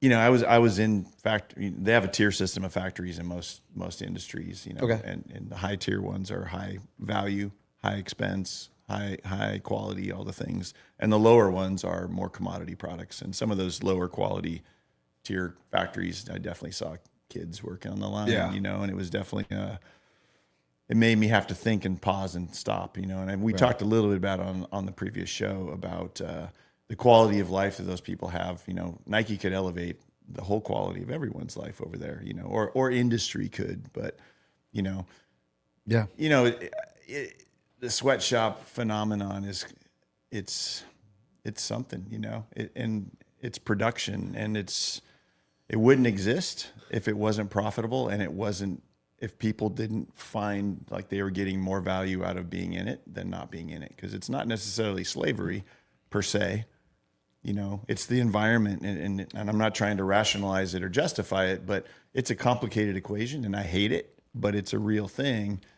Different culture, different economy. Yeah, exactly. It will be unpopular, but at least has to be said. And this is because I've traveled around the world twice. There are times where there are certain things that are just PDFs, right? That's just wrong. But that's wrong in any culture. It's not my American culture. There are right and wrongs. There were times I found myself judging certain cultural norms on my American norm and having to go, well, is it really right or wrong, or just because it's not what I'm used to? And again, I understand. I'm just giving a devil's advocate about this. If it's their culture to have kids working and helping to provide for their country, how's that any different than farmers that force their kids here to America to work to make it happen? So I do have a little bit harder of a problem with just saying, oh, kids in sweatshops, it's wrong. It's a different culture. Now, I mean, what's their work environment? You know, how many hours are they getting pulled out of school to do this? There's a little bit more, but to have a kid working, I don't know if just that is enough for me to go, nope, wrong. I agree. And it's not a pass the buck conversation. It's not, we're not trying to avoid Just asking responsibility or questions. anything like that. But to your point, if the standard was upheld by the government and the country, and that was, it wasn't even an option, then Nike wouldn't go in there, or industry wouldn't go in there and do work that was a lower dollar. So like America holds a standard and holds a wage standard and holds a condition standard, and they police it generally. Other countries have that same responsibility, and it's being modeled. And once everything rises, if the tide rises all ships, then it reduces or eliminates that even as a conversation, you know. And I'd love to see that, you know, to be honest. Here's a better, I think, example of cultural norms that we're indoctrinated into, but I don't know what's right or wrong. So here in America, 21 years old to drink. You can go to other places, it's 18 or even 16, and you can drink. And now I will tell you 16 is too young to drink, but that's because I've grown up being told 21 to drink or nothing. But you can go back into our history, and it wasn't always like that. So there's a lot of things that are cultural But is it really right or wrong? I don't know. Well, and just a small add to that. There's a maturity that you see in other countries from teenagers where how they conduct themselves, a little bit more composure. And American teenagers seem to be a little bit more reckless, you know. And so for us, we need to raise it like 25. Yeah, and so which came first, the recklessness and then the age setting, or the recklessness because of the age setting? Solid. You know? So what else we got, Drew? Just another Lemon B says, sorry, another. Captain Shane T. Adcock killed in action October 11, 2006. Ouija. Yep. Iraq. Yeah, 2006 Ouija was a rough place. Thank you for that. Thank you for saying his name. Braden Medlin, hey, bro, let me get those dudes' contact info with the storage units. I wear 10.5. Yeah. I also wear 10.5. I almost hate that because I think it's the most common shoe size in America. Pretty popular. So anytime there's a popular shoe or something I want, like the chances of being in size early is slim to none. Yeah. True. There are 9s and 12s everywhere. Exactly. All right. Right Wing Nut. Thank you, man, for the love. Appreciate that. Howdy, boys. Brent, I'm going to buy a folding stock PCC to go in a backpack. Okay. Ready, got the gloves, rope, and hacksaw. Just kidding. And I can't afford a MP7. Suggestions? I absolutely have a suggestion for you. Take it away, Magnet. Line arms 9mm. Yep. Yeah. You can. We on PCC all day. All day. Folding butt sock? Yes. Okay. Custom paint job? Of course. Done. With every order. Tell them what website to go to. Linearmsusa.com. All right. Bam. Amen. All right. Chase Lee says, I have 19 names for Memorial Day. Too many names for the super chat. Can I text Nick so we can get a shout out for the boys and a lady? Yes, you can. Absolutely. Yes, you can. Yes, you should. That's exactly what we'll do. David Hookstead in the house says, happy Thursday, boys. How do modern day veterans with high awards view veterans from older awards with the same awards? For example, does a Silver Star in World War II carry the same weight as the GWAT or vice versa? That's a great question, as I'd expect from David Hookstead. I almost wanted to do this. I just don't know if I should, because it's not their fault that they're getting these awards, the type of awards they're getting. Let me tell you, I don't know how it happened. I don't know who did it. I have a hunch that it's very political, that we're just going to force high-level awards because it looks good on the units. It looks good for commanders. Let me tell you, Silver Stars are still hard to get, don't get me wrong, but let me just stick with Medal of Honors just for a second.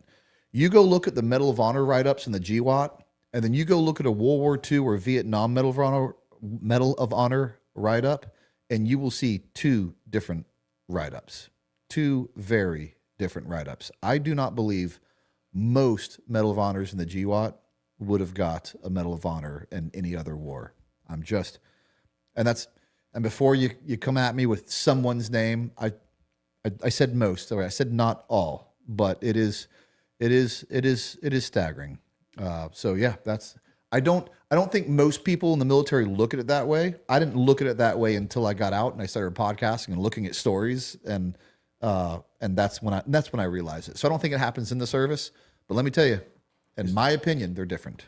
And do you want to expand on it a little bit? Sure. I'm just curious how you define that for yourself as a positioning yourself from that point of view. Makes me want to learn more from your perspective. So to expound on it and to be a little bit more specific, me and another guy we're going to do, who's a conventional guy, we're going to do and we still will, going to do a Medal of Honor conventional versus special operations episode. And so top 10, I was going to give my top 5 or top 10 special operations Medal of Honors. And he was like just the best stories, like the best write-ups, the most insane Medal of Honors. And he was going to give his 5 or 10. I don't know how many we were going to do on both. And we're going to make it like it was conventional versus special operations that's about as click viewy as I get. And a spoiler alert, at the end, what we were going to say is, guess what? End of the day, these Americans are bad dudes. It doesn't matter where you come from. When you put Americans on the battlefield, the boys will show up and do amazing things. There is no clear winner other than Americans is the common denominator, not conventional, not special operations. But I had to start going through all these awards. And that is when I started really realizing there is a massive difference between these same award, different wars. Absolutely. And it's cultural, and it's time relevant, and it's societal. And it's probably the impact. I mean, our society has a different view on the military today than they did 40, 50, 60 years ago. You know? That's a good point. That could be a reason, why it's cultural. So what was amazing maybe a couple generations ago isn't so amazing now, or something like that. But I don't buy that. I'm a little bit jaded from everything I've seen, and so that's a solid option to throw out there that my jaded mind didn't go to. But even with you giving me that option, I'm still going with commanders and different departments of the military want medals. In fact, I know for a fact that certain departments have gone fishing for it and said, "Hey, these guys just got one. Go check it all out. Like, we need one." And that's not how Medal of Honors are awarded. They're awarded on merit base. I don't care if the Marines have 7 and the Army has 1 and the Navy has 3. Like, it's not they got one. Where's ours? And that's what it's turned into. Yeah. Do you feel like, I'm just throwing it out there, another example of people talk about Muhammad Ali versus Tyson as a fighter. They never got to fight. They were never in their prime. We watched the highlights, or a Wilt Chamberlain and a Michael Jordan or whatever. Do you feel like is that playing at all? Because, what was incredible at that time, to your point, an evolution in time and growth. I mean, look at like Travis Pastrana changing motorcycling and what Evel Knievel did, which was riveting in the time, and now it's laughable. No suspension, no nothing. I'm just curious. Again, a good point, but I think it's different because kind of what you're bringing up, I would understand. You're bringing up things where things got better. So what was really good then got better now, and they're both the best of their time. But if you bring both those, like, they're nowhere comparable. Yeah. But we're going backwards. Wow. And we're going backwards because there were heavy casualties, heavy battles. There was a lot of need to do heroic opportunities, if you will, to do heroic things that these guys chose to do. Yeah. In World War II, you weren't entrenched. And in the GWAT, there wasn't as much opportunity to do those type of things, and that is just the truth. And don't get me wrong, it's a learning thing too. Some guys did. Go ahead, Magnet. It's a learning thing too. You learn from those different wars and all that kind of stuff. Just like what you were saying about the guys in the early GWAT, the guys that were in the 90s, they learned from those guys, from them, to enhance their capabilities and the way that they fought. It was just a different enemy. I get what you're saying about they learn from it. So if you don't make sometimes this is kind of a joke. People get awards when people make mistakes, because if the mission goes right, there's no reason to do anything heroic. So good planning will save you. Good planning, good tactics will save you from the need for a valor award. But it's not just that. It just wasn't the same type of enemy. It just wasn't the same type of enemy. It wasn't the same scale. You can look at the casualties and prove that it was a much lower, the violence was much less within that conflict. So if there's lower casualty numbers, by that same decree, there's going to be less valorous awards because there were less fatal, really risky confrontations, battles. Wars also lasted shorter too. Which ones? World War II. Vietnam lasted 20 years, didn't it? Was it 20 years? Dang near. Yeah. But that's even crazier. I don't think it's a time thing, because the time thing actually goes to the other point.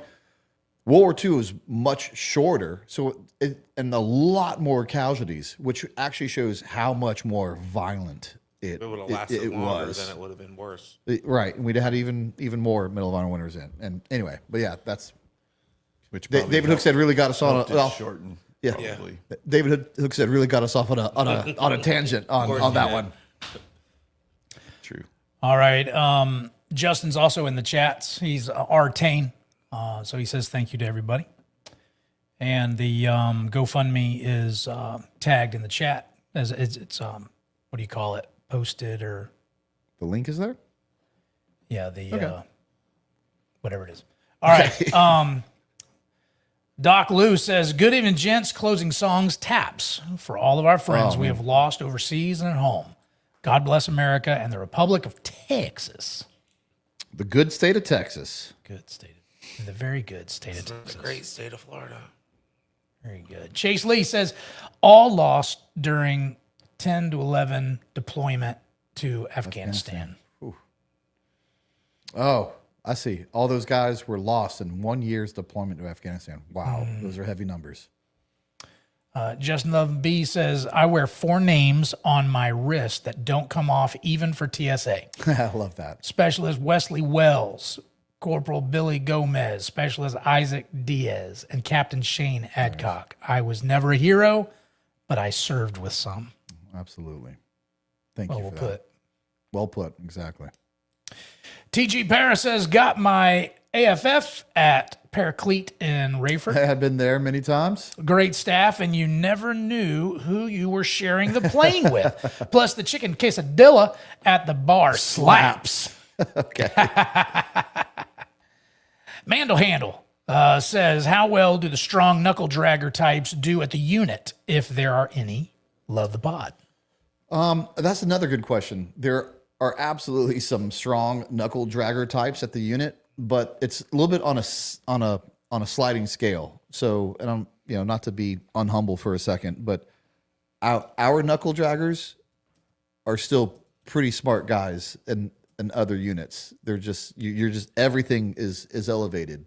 So they're knuckle draggers that we consider them knuckle draggers, but they're still very intelligent men. But there are levels to intelligence even at the unit. And guess what? And every unit needs a knuckle dragger. I don't care what unit, how high or how low level you are. That's true diversity. You need someone that'll outthink the problem and really dig deep, and you need another guy that's like, I'll just run through the wall. Couple of bam bams. Right? Yeah. Calculating the physics. I can do this. Stand back. Hold my beer. Yeah. All right, let's break it up. Do some Instagram. All right, let's go. Thank you, Drew. Sound to you and your choice, brother. Let's.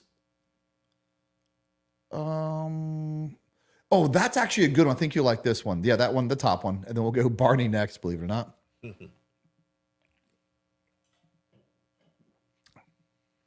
Dark secrets of people you were taught to idolize in school. The last one will blow your mind. Number 1, Mahatma Gandhi. School taught you he was a symbol of peace, but they left out the dark parts. Gandhi made his teenage grandnieces sleep naked beside him as a test of his self-control. He also believed black South Africans were inferior and fought to keep Indians above them socially. Even his own assistants called his behavior manipulative. The global hero everyone praises had actions that would cancel anyone today. Number 2, Sigmund Freud. You were taught he was the father of psychology, but his beliefs were disturbing. Freud used cocaine daily and recommended it to friends, patients, even his wife as a miracle cure. He forced sexual meanings onto everything, claiming children desire their parents and calling anyone who disagreed in denial. His theories were driven more by obsession and drugs than real science. The man who claimed to understand the mind barely understood himself. Number 3, John F. Kennedy. School taught you he was the charming hero president, but they never told you what was behind the smile. JFK cheated on his wife constantly, sometimes with multiple women in a single day inside the White House. Secret Service had to sneak mistresses through side doors to hide his affairs. He also relied on heavy prescription drugs while making major world decisions. The man America sees as a symbol of hope was living a double life darker than any Netflix drama. If you want video like this, follow. Interesting. Maybe look up the source timing of Secret Service. Maybe that's when the Origin of Secret Service. Yeah, the Gandhi thing's disgusting, and although and they love him, and this is, I hate to get on this like political thing, but it's not necessarily political. It's just right or wrong. I can't help it if one side just happens to be more logical than the other side. But that being said, I won't blindly follow any side. I'll follow the truth and what's right. So, generally speaking, what side loves Gandhi? Want to take a guess at it? The liberal side. Love him. Yeah. And if anyone on that was, you know, on the right, that was like on the right side acted like that, they would, they'd cancel him in a heartbeat. Yeah. Sigmund Freud's, who is the founder, if you will, the founding father of psychology, was an absolute turd of a person. An absolute turd of a person.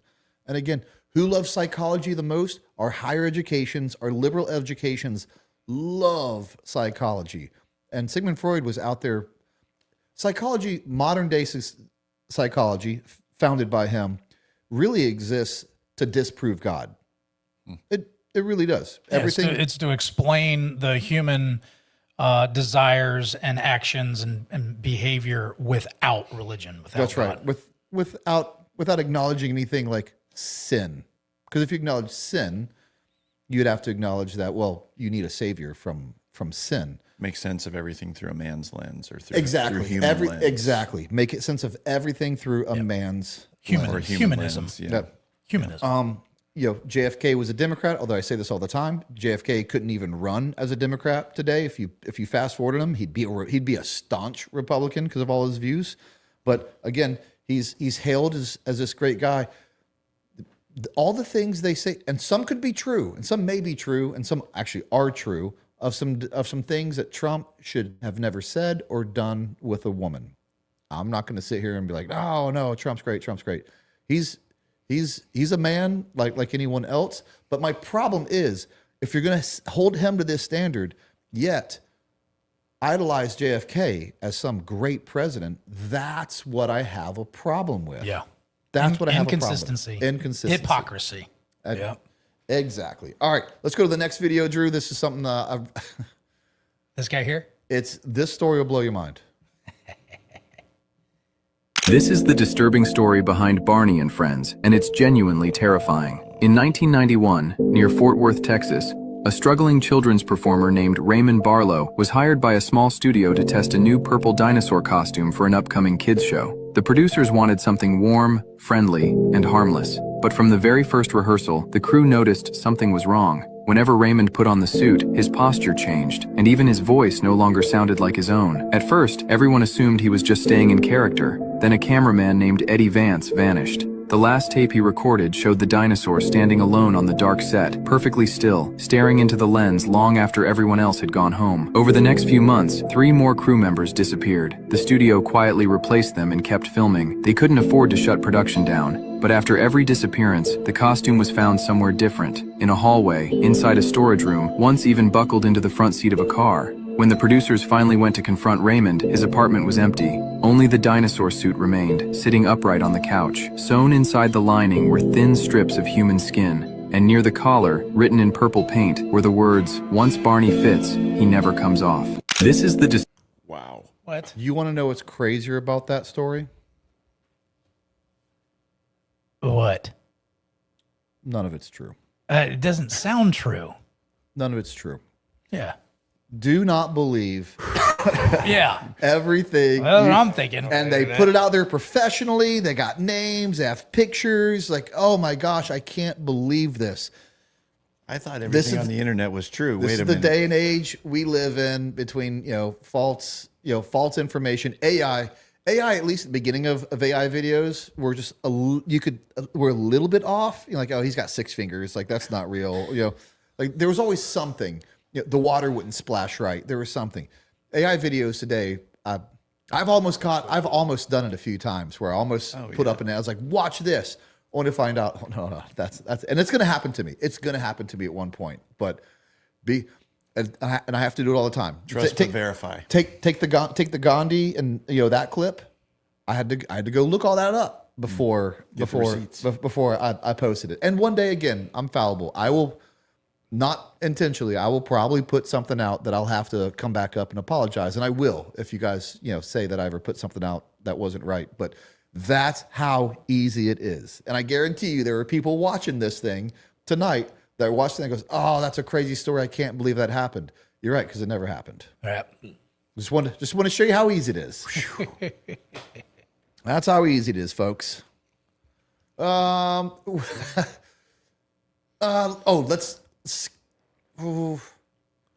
skip that one. Go to the bottom one. There's two that need to happen. No, the bottom one over the one on the current screen. Okay, this guy. Yep, and then go to the one right below it afterwards. Sure.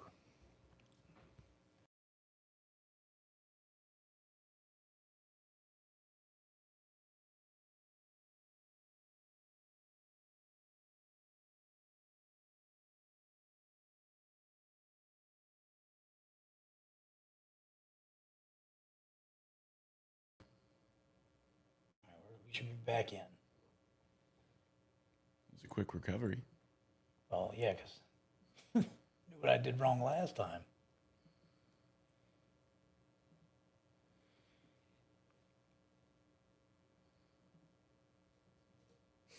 All right. Everybody see us yet? He did it again. Thanks, Scott. We're a little bit. I'm a little bit behind on my phone, but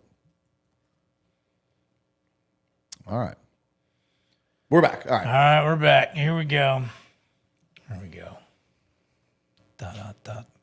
Scroll down. Not that one. That one. Let's go. Whoop. I have to let you play it again. Yeah, it I have happens to see that fast. again. Yeah. Woo! Oh, man. Surprise at the creek. One more time, because some people might not have seen it. Look in the cave. Right there it is. That's a big old snake, too, man. He checks his snake.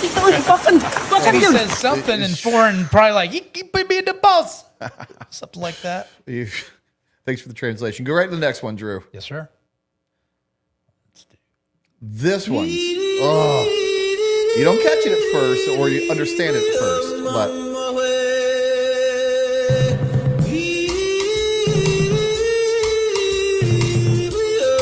where'd that snake come from? Whoa. Right there. Oh, yeah. You're sliding with the snake, girl. Oh, my gosh, dude. Could you imagine? Yeah, she's trying. Yeah, you see, she slowed down, trying to stop. All right. This is kind of the point. Oh, gosh, it's so crazy. That I want to make on this video is people love going to foreign countries. And these two videos just kind of reminded me of this, right? People want to go to foreign countries and do exotic things. But I'm just telling you, most of the people I know, they don't. They just go to foreign countries. Mouth open. Oh. On the snake. Oh. They just go to foreign countries and they stay at really nice places that resemble really nice places here in America. And they only go to nice manicured beaches that are just like the manicured beaches here in America. You know, you don't really want the exotic experience. That's the exotic experience. No one really wants to go in the jungle. The jungle's not where you want to go. Everything wants to eat you. Bugs want to bite you constantly. It's miserable. You know, you're sweating your junk off. Like exotic places aren't they're only cool in pictures. They're only cool in pictures. Yeah. So why do we do it? Why do we do it? Just to say that we did it? Just to take a crappy taxi ride from the airport to your manicured place? Well, some people want an adventure, I think, but a lot of people are just virtue signaling. Like, hey, right. Where'd you go for your vacation? I went I went to Peru, and whoa, right. Yeah. If you go to Peru, you don't venture outside of Lima. Is actually a pretty nice city. You don't venture outside of Lima, or really go, maybe some of the suburbs around it. You think that's very jungle-ish, but it's not. Go down to South Peru. You'll Amazon.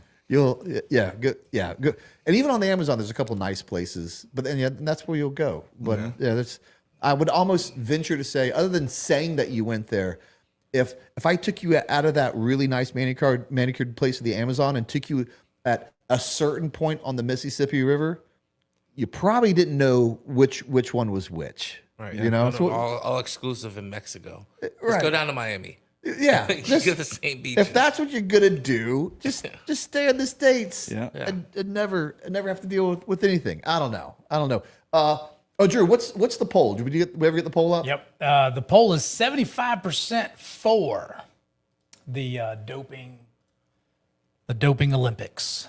Love it. Just went to 74% Oh gosh. for, 26% against. All right. I wonder why the people who are against it are against it. And I mean, maybe they're just traditionalists. Like I get it, but I wonder why. I'd like to. It's clear why people would be for it. I get that. I get that all day long. I'd like the counter of why you would be against it.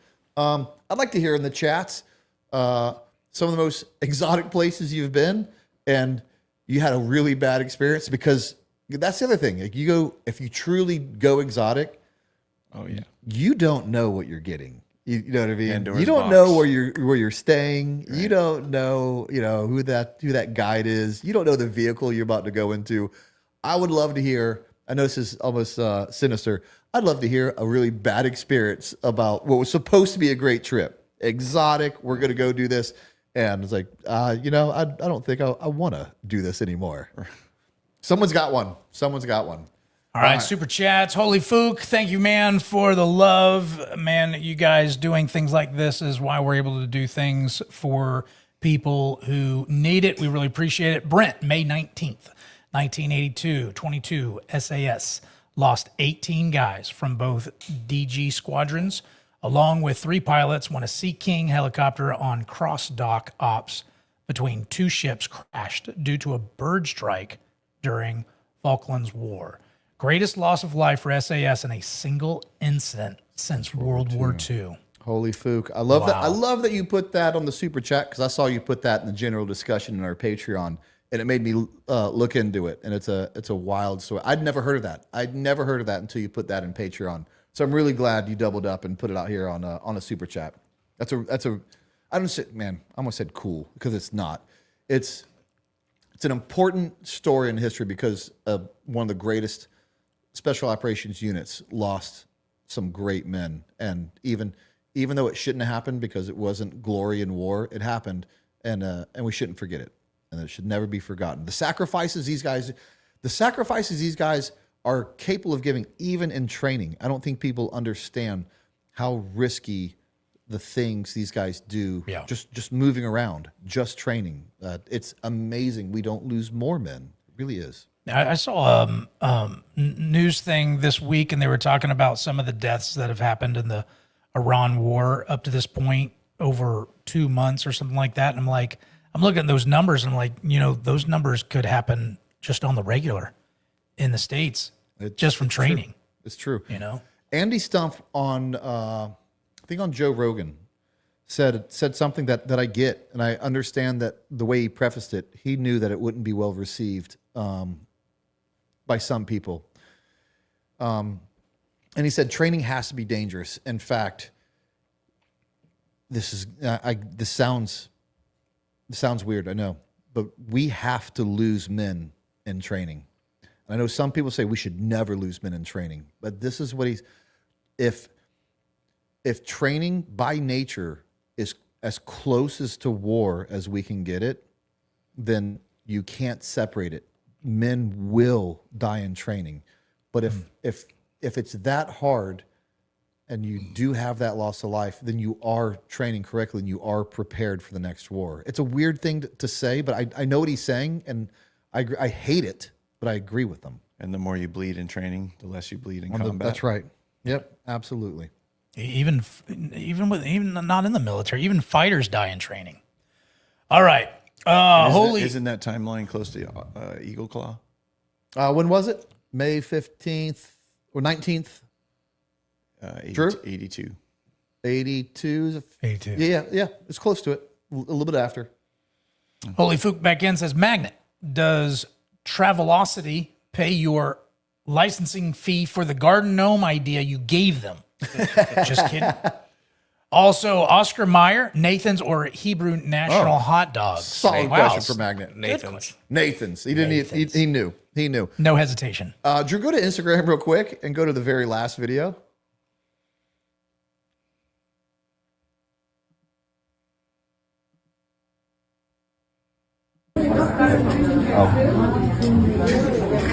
What's he eating? A hot dog.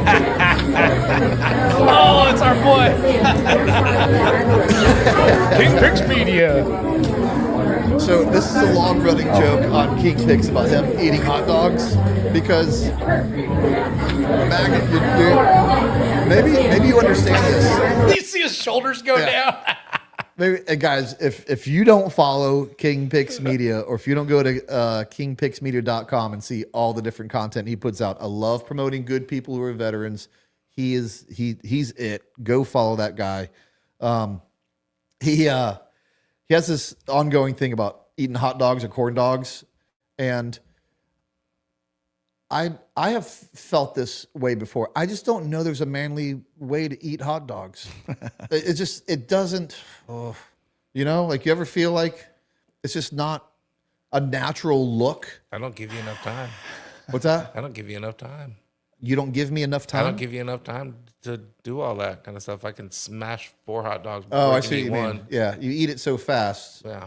The time window's so short. Yeah. The opportunity for awkwardness isn't there. Yeah, you need one of I those- agree with that. That's the only way. Yeah, you can't nibble it. You can't.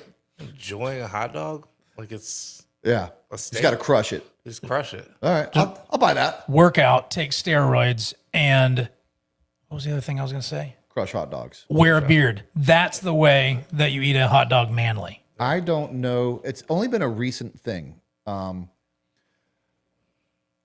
good. All of us. Is it just me? Every time I eat a hamburger, I have ketchup or mustard or mayonnaise in my beard. I have to have a pile of napkins every time. So I'm always having to clean it out of my beard. It's a wipe. It's a bite. It's And a wipe. then your beard smells like ketchup, the whole time. I You like gotta that. go I like wash- that part. I lick it for like 30 minutes. Oh no! I gotta after I'm done. I gotta go wash my beard out in the sink. 'Cause I don't. Beard world problems, right? Especially if Yeah. First world problems. Oh, eating, Oh, it's horrible. eating a hamburger, like a McDonald's hamburger in your truck while you're going down the road and it runs down like, At least Yours is a bib. oh, Yeah, I know. dude, but I go like this and eat. I push it back. Gosh. What else we got in a super pro. chats, Drew? Sorry, I had to. All right, to put super that up. chats. Let's see, Dwazi says, I'm here for magnet to PEDs for the hot dog Okay. eating. Just Another Lemon Bravo says, also here for magnets PEDs. Build more guns faster. There you go. Respect. Yeah. JB67 says, Trent Bucker, I've heard that combat clearance is only effective at night with ballistic walls. Would you still take a more deliberate approach during the day and pie doors, specifically SWAT teams?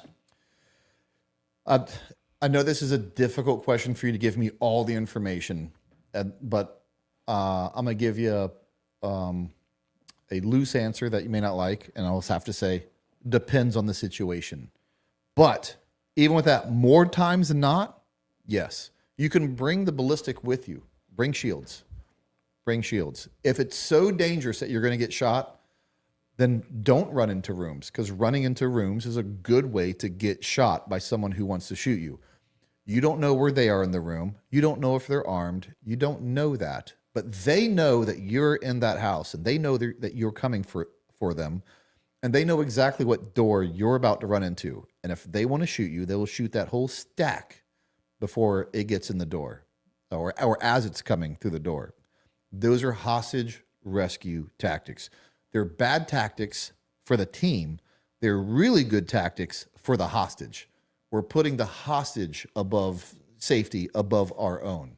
So if there's no hostage involved and it's a high risk situation and you have time and you're not the New York City SWAT team that does 8 hits in the morning, who just doesn't have time to go slow. Like there's a parameter. Like you could go slow and go safe, but then more bad guys would be on the street. Well, now I understand that. But if time is an issue, go slow, bring shields. Outsmart the bad guy. You don't have to overpower him. T. Chambers says, when Justin is developing something new for a client, how much is he looking at their previous generation of products? And what, if anything, is useful for carrying into the future when you're trying to be on the cutting edge? It's a good question. I just had this conversation at the show today with Silent, because they were talking about advancements. Okay. Coming back to the show, and they've been successful, and they're getting adopted into DoD wide and all the branches as a signal defeat on person. Okay. You know, in an ideal world, Silent, like they were meeting with Hegspeth's attaché or liaison, essentially. And in a perfect world, It's a Faraday bag, correct? It's a Faraday bag. Yeah, it's signal defeat. So, you know, the conversation came up. Shouldn't every service member be wearing have a Faraday bag on their person, so that if if they happen to be somewhere or doing something or get a call, they can go silent, so to speak, you know, not because one job's more important than the other, but because they are service members and they have a responsibility to the country. In this world of coming back to the show and talking about a debrief, where signal and autonomy and drones and being able to be tracked and all the things are so prevalent that becomes almost like, hey, welcome to the services. Here's your Faraday bag, you know. And maybe there's even a check-in on these times that no matter what you're doing, just like you guys would be out and it's like, we got to check on, we're dark until we have a check-in time. Right. Yeah. You know, anyway, tool set. But Combo windows. So we were talking about, great question. I mean, that's a super intelligent question. And it's basically you have basic parameters, you know, you basically look at wherever the question went, sorry. But if you're evaluating a product, you just basically look like what's the best examples out there. Whoever if I'm working with the unit, the guys that want what they want, what's the best standard right now? What's the highest standard? Okay, what are our capabilities to meet and exceed that standard? Who was doing that standard? Maybe we collaborate with them to go in there and encourage them to take it to a new standard because they're the ones that set the standard, you know, Solomon or whoever in footwear, or, you know, it could be technology or whatever. So there's a procedure that is not complicated, that affords you immediacy to go to the best resources available. Now, if the standard is, if you've discovered something like, you know, we have something that could make a difference in how we move and operate and do our job, and it doesn't exist, that's innovation. That's like invention. Right. Then you look for things that are parallel. You go then again, follow back to the original process. Who's doing the highest level?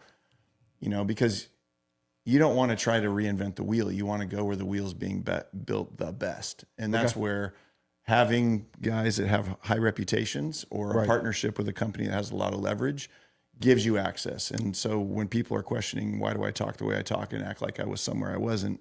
It's because I've had access to a lot of the highest organizations, and then they've trusted me to be able to say, let's just look at who's doing it best, and let's go in there and ask them if they want to partner. And then we negotiate who's getting the credit. And, you know, ultimately it's the end user that wins, but you know, so it's not complicated, but I've always hated this saying.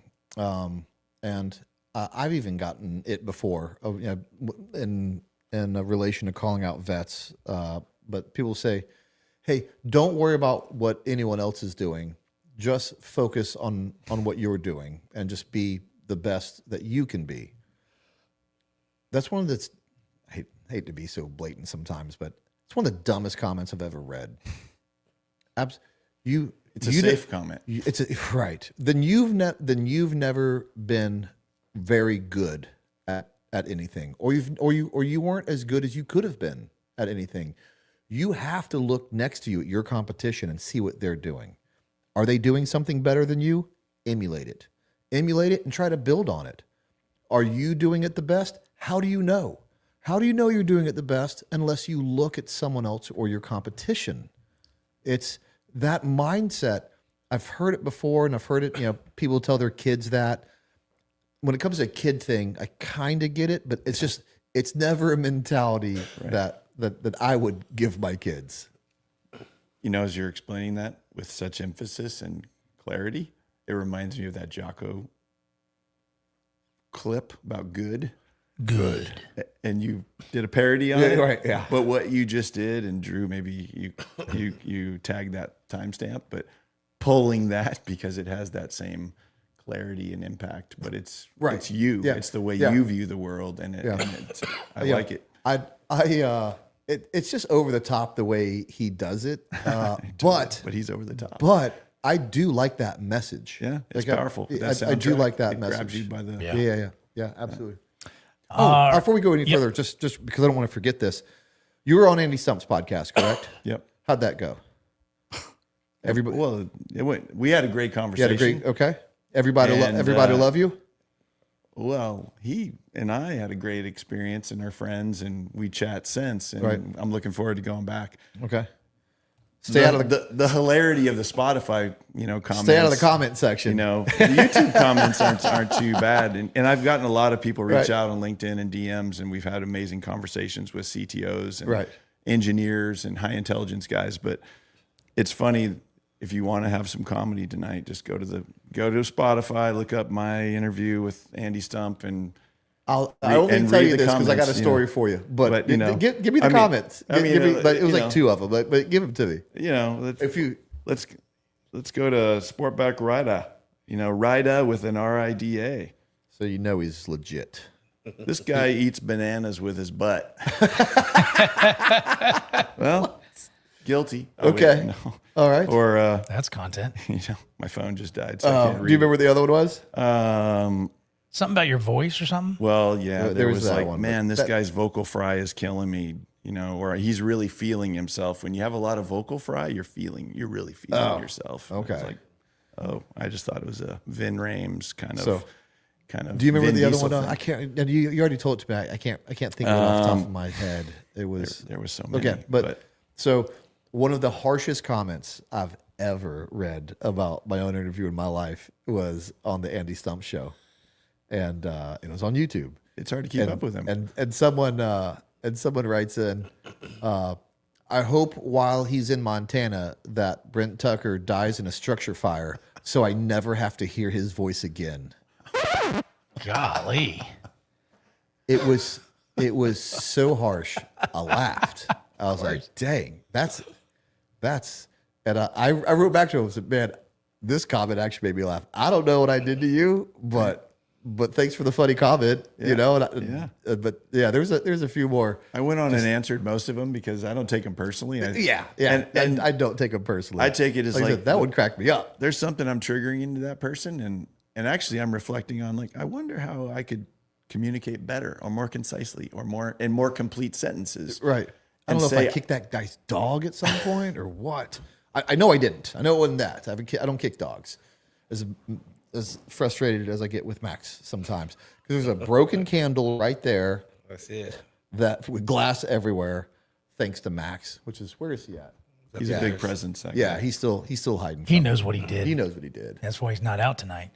All right. Kay Sanders says our elite should have a tier 1 human performance team supporting them with recovery and performance, utilizing whatever PEDs are needed to do that. If you ain't cheating, you ain't trying.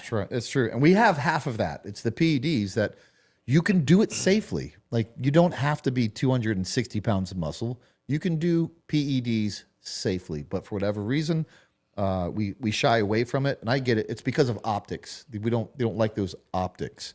And I think it's stupid. But testosterone's now commercialized and everybody's doing it. But before it was bad. Right. Now everybody's like, go TRT is the best. That's the civilian market. The civilian market moves faster than the military market. We still can't in the military market, generally speaking, outside of a few instances. Local Ken says, cheer up. All right. Amen. Thank you. I think you're doing a little better tonight. Chuckied says, for the outro, Fleetwood Mac, Little Lies. Okay. Thanked Drew for that one because he said something nice to me and I said, tell me lies, tell me sweet little lies. Okay. And so there's the backstory of that. Holy Fook back in says, just want to say hi to Crockett and Tubbs. You guys made a post with a pick. Who is who? We want to know. That was good. That was a funny pick. That was a good one. That was a good pick. That was a funny pick. It's and that's a Step Brothers movie out of Step Brothers on that one. Holy Fook. Groff J says, Justin, did you work with Tim Kennedy? And were you there when he fought off all the Iranian freedom fighters? No one was. He didn't need anybody. Thank you. That's right. Jumped on me here. Can't believe you. Okay, we got a little bit to go. Justin 11 Bravo says, 2 Medal of Honor recipients whose story I love, Sergeant John Baker and Captain Robert Foley. Same action in Vietnam. Wolfhounds 27th, is that Indiana? Neck Espera. 27th Infantry. It's infantry, okay. Neck Espera turret. All right. Yeah. Man, hopefully I come across. Hopefully, if they're really great stories, they get picked for that Medal of Honor episode, and I get to hear them from the conventional guy side. Chad Ruck says the GoFundMe is almost to 50,000. I thought last I saw was at 2,000. I think 50,000 is the goal. That's what it's, you probably saw the 50,000 is the goal. Yeah, it is not. But hopefully, again, when everyone sees this over the next couple of days and the viewers rack up, then we will see some serious movement. Hey, it's already 20 times what it was. So yeah, way more. And Chad Rux is a prophet. It's going to get there. Right Wing Nut says Sergeant York captured a whole company of German soldiers like he was a lion, and they were wearing pork chop drawers. Exactly. Sergeant York stories will absolutely overshadow, I think, almost every Medal of Honor winner in the GWAT. Yeah. Justin Love B says, shout out to at legendary magnet community, family works, brother. Keep grinding. Absolutely. Thank you. Always. Waters Far, thank you very much for the love, man. Justin Levin brother says, last one, Foo, Bourbon, and Cigars. F-U, Bourbon and Cigars. Just kidding, love them. Okay. Foo. Okay. I didn't know that was a... Okay. I didn't think he was going there, but All right. I guess he did. Six's mom, come to Hawaii. The worst we got is centipedes. Okay, we have small scorpions, only in the dry areas, and brown recluse spiders. Yeah, those are pretty bad, Six's mom, but still beautiful, and no snakes. Really? Aloha. I did not know that. Hawaii. Are there no snakes in Hawaii? I mean, she's there. She would know. The pigs probably eat them all. That's crazy. There's got to be Democrats in Hawaii. Oh, okay. TG Paris says, Hackworth also said training should be as close to actual combat as possible, even if it leads to casualties. Should. I hate to say it, but it was one of his biggest issues with the Army. I know you'll love it. I'll buy it for you. All right. Thank you. North, South, East, West says $2,004 raised for Jason. Let's go. Jason, I wonder if highlighting autism in your title or description would help. 100% valid to mention that. It's not a bad suggestion, actually. But yeah, it's a little bit more than that since he posted that. Joe Saunders says, I was visiting a certain part of Philippines. I had grown my beard out. At the resort, the security and locals kept greeting me with, Aloha Akbar. I need a salad bar. I nodded and responded with a Kentucky accent and got weird looks. Great time. Nice. Oh, yeah. You asked for some funny trip stories, and you got one right there. That's right. You don't have to deal with that in the States. So I don't like leaving the States. That's it, man. Holy Fook back in says, Brent, if the unit asked you to come back, how long do you think it would take you to get back up to speed? Why doesn't the DFO have a reserve unit like 21 and 23 SAS? It'd take me a few months to meet the bare minimum. I'm not completely broke yet, and because we don't need a reserve unit. I don't think you could truly be a reserve unit. The same thing. Even if you had a reserve unit, they would never be able to just integrate back in without a massive train up. Go away. How do I take that off? All right. Flucky7 says, Justin, it's imperative that you answer this right. SIG or Glock? Lion arms. I'm going to go with Glock. Glock. No, lucky guess. Actually, if I'm honest, it's S&W. I'm sorry. That's Smith & Wesson. That's what I've been. They have one gun that actually they have a. I'm trying to think. Their S&P. S&P 2.0. That's the latest one. Or M&P. Sorry, M&P 2.0. M&P. That's what it is. M&P. Yes, that's what I've run. I actually like that one. Super solid. I'd never buy it, but never have an issue with it, and I've run a solid gun on the range a ton of times. And solid build, great trigger. No issues. Not bad. great weight balance, and I just everything run it about stock. I run it stock, and I've run by all these guys with custom rigs, and they have issues throughout the day. And I'm like, I don't know, man, pull it out of the box. I do like that Smith & Wesson. I do. Flucky7 back in says, gents, what do you think about our British brethren taking back their homeland? Much love and God bless. I couldn't be rooting for them any more. I've been seeing those videos come across my feed. The Tommy guy, doing some good stuff. That he is. He's pretty bold. I like him. Braden Medlin is the last super chat. All right. Or second to the last now. Justin, you look like Matt Graham from Dual Survival. Survival. Anyone ever tell you that? Also, Brent, what's your opinion on Joe? Teddy from that show says he was in Delta. Oh, that guy. What's his name? Oh, Joe Teddy. I don't want to get too involved in that drama. There's some long-standing drama between Joe Teddy, if I remember this right, Michael Hawk, and Dale Comstock.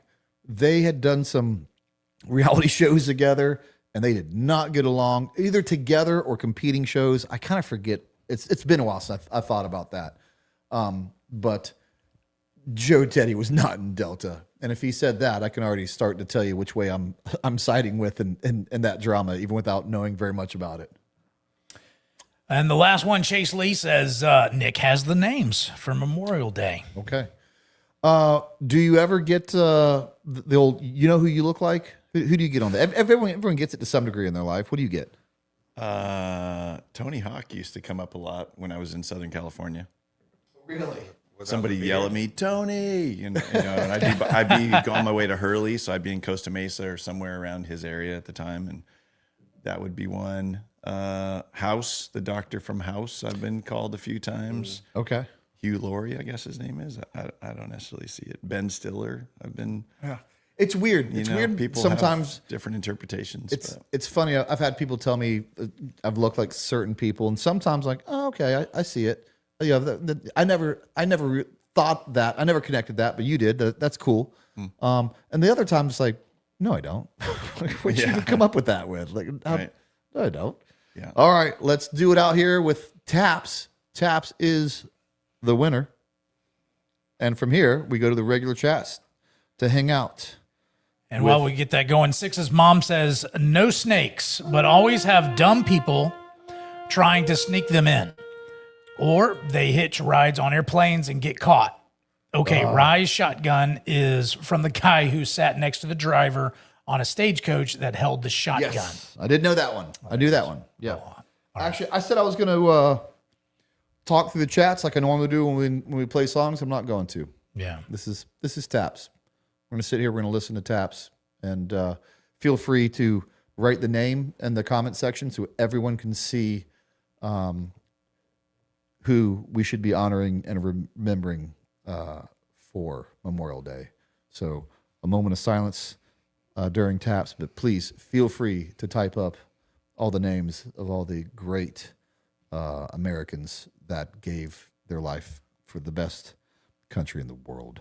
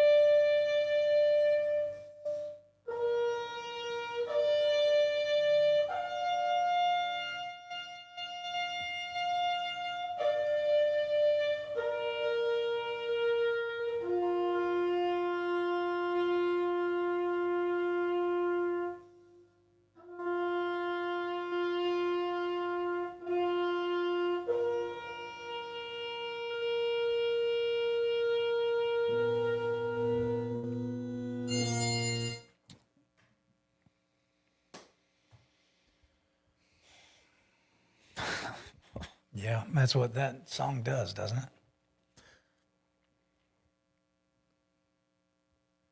It's tough to read those names. It's tough to read those names, knowing how much they sacrificed. It's the currency of freedom. That's right. It's the currency of freedom. Absolutely. Well, I appreciate you guys doing that. I really, really do. Let's go around the room. Magnet, what do you got? Yeah, go check out the website, linearmsusa.com. And if you guys have any questions about like the 9mm 308s or anything like that, they might not be on the website right now. We're working on it.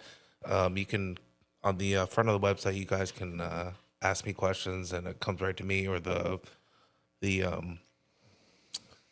phone number's on there too, and it comes right to me on my cell phone. On line_arms for the IG. Thank you, guys. All right. Drew, what do you got? What do I have? God bless America, and God bless our troops. Keep them safe, especially now and in the harm's way with Iran, what's going on there. So thank you to all you out there who've served, and for all your families that gave the ultimate sacrifice for American freedom. And I thank you. And that's all I want to say. All right. Amen. Justin, what do you got? Plug your book. The Innovator's Handbook. Yeah, you can find it on my Instagram link. It's on Amazon. My name, JustinKlahn.com, takes you to a website that gives you the link to the book. And, thanks for having me on as my first public appearance to talk about it. Yeah. I'm grateful. It's been a good ride since. Love to hear it. And I promised I'd share a funny story. Oh, what do you got? And, Yes. I mean, I had another one, but the funny story happened on the way here because, we talked about me coming here and talking about the show a little bit, and everything started falling apart this afternoon. I had a rental car. It disappeared, went back with the guys I was with. Then I couldn't get my flights changed, and I was thinking, this isn't going to happen, and I'm sitting at the airport, and I got my flights changed, and then I didn't have a rental car, and it's 5:00, and I'm thinking the show starts at 7. I jump in an Uber. Shout out to Joanne from Trinidad and Tobago, and her man, former Boston SWAT guy, Mark. She's like, I'm going to Orlando for dinner. She's an Uber person. Okay. She's like, and this was perfect. It was like God lined it up. And I jump in there, and she's like, I'm going to get you there. And she's telling me all these stories. And my buddy, AJ James, who I've talked to Nick about, and he wants to get on. He was an NSW guy, retired. He's from Trinidad. Okay. He was an act of valor and some other things. But, very cool. So we started riffing. I call AJ in there, and she's talking to AJ, hey, and anyway, she literally rips through the neighborhood to get me here as quick and close to 7 as possible, like braking. Well, she drove safely, but I rip in, screech. I come in, code the door, come in, and everybody's sitting in the garage. And you're like, oh, I thought you were going to come in and make an appearance after the show started. I'm like, didn't the show start at 7? He's like, no, it starts at 8. Starts at 8. Had plenty of time. And I was like, perfect timing, actually. Wow, everything fell apart this afternoon. I thought I'm going to come in hot and just have to get up to speed, and I had time to decompress for a minute and catch up a little bit. So what's the old saying that we stole from someone on the show? Is it odd or is it God? Amen. It's always God. Couple super chats snuck up on us, so I want to make sure we get to them all. Do unit guys love watching Andrew Tate and Fresh and Fit on their way to Target? I didn't even know who those guys were until I got out. That was from Groff J886. Chris Historian says, just dropping to say what's up, fellas. Thank you, Chris. Chase Lee says, thanks, gents. Love y'all. And just another 11 Bravo says, God bless America. You guys have a great weekend. Remember what Monday is all about, and we'll see you on the next live.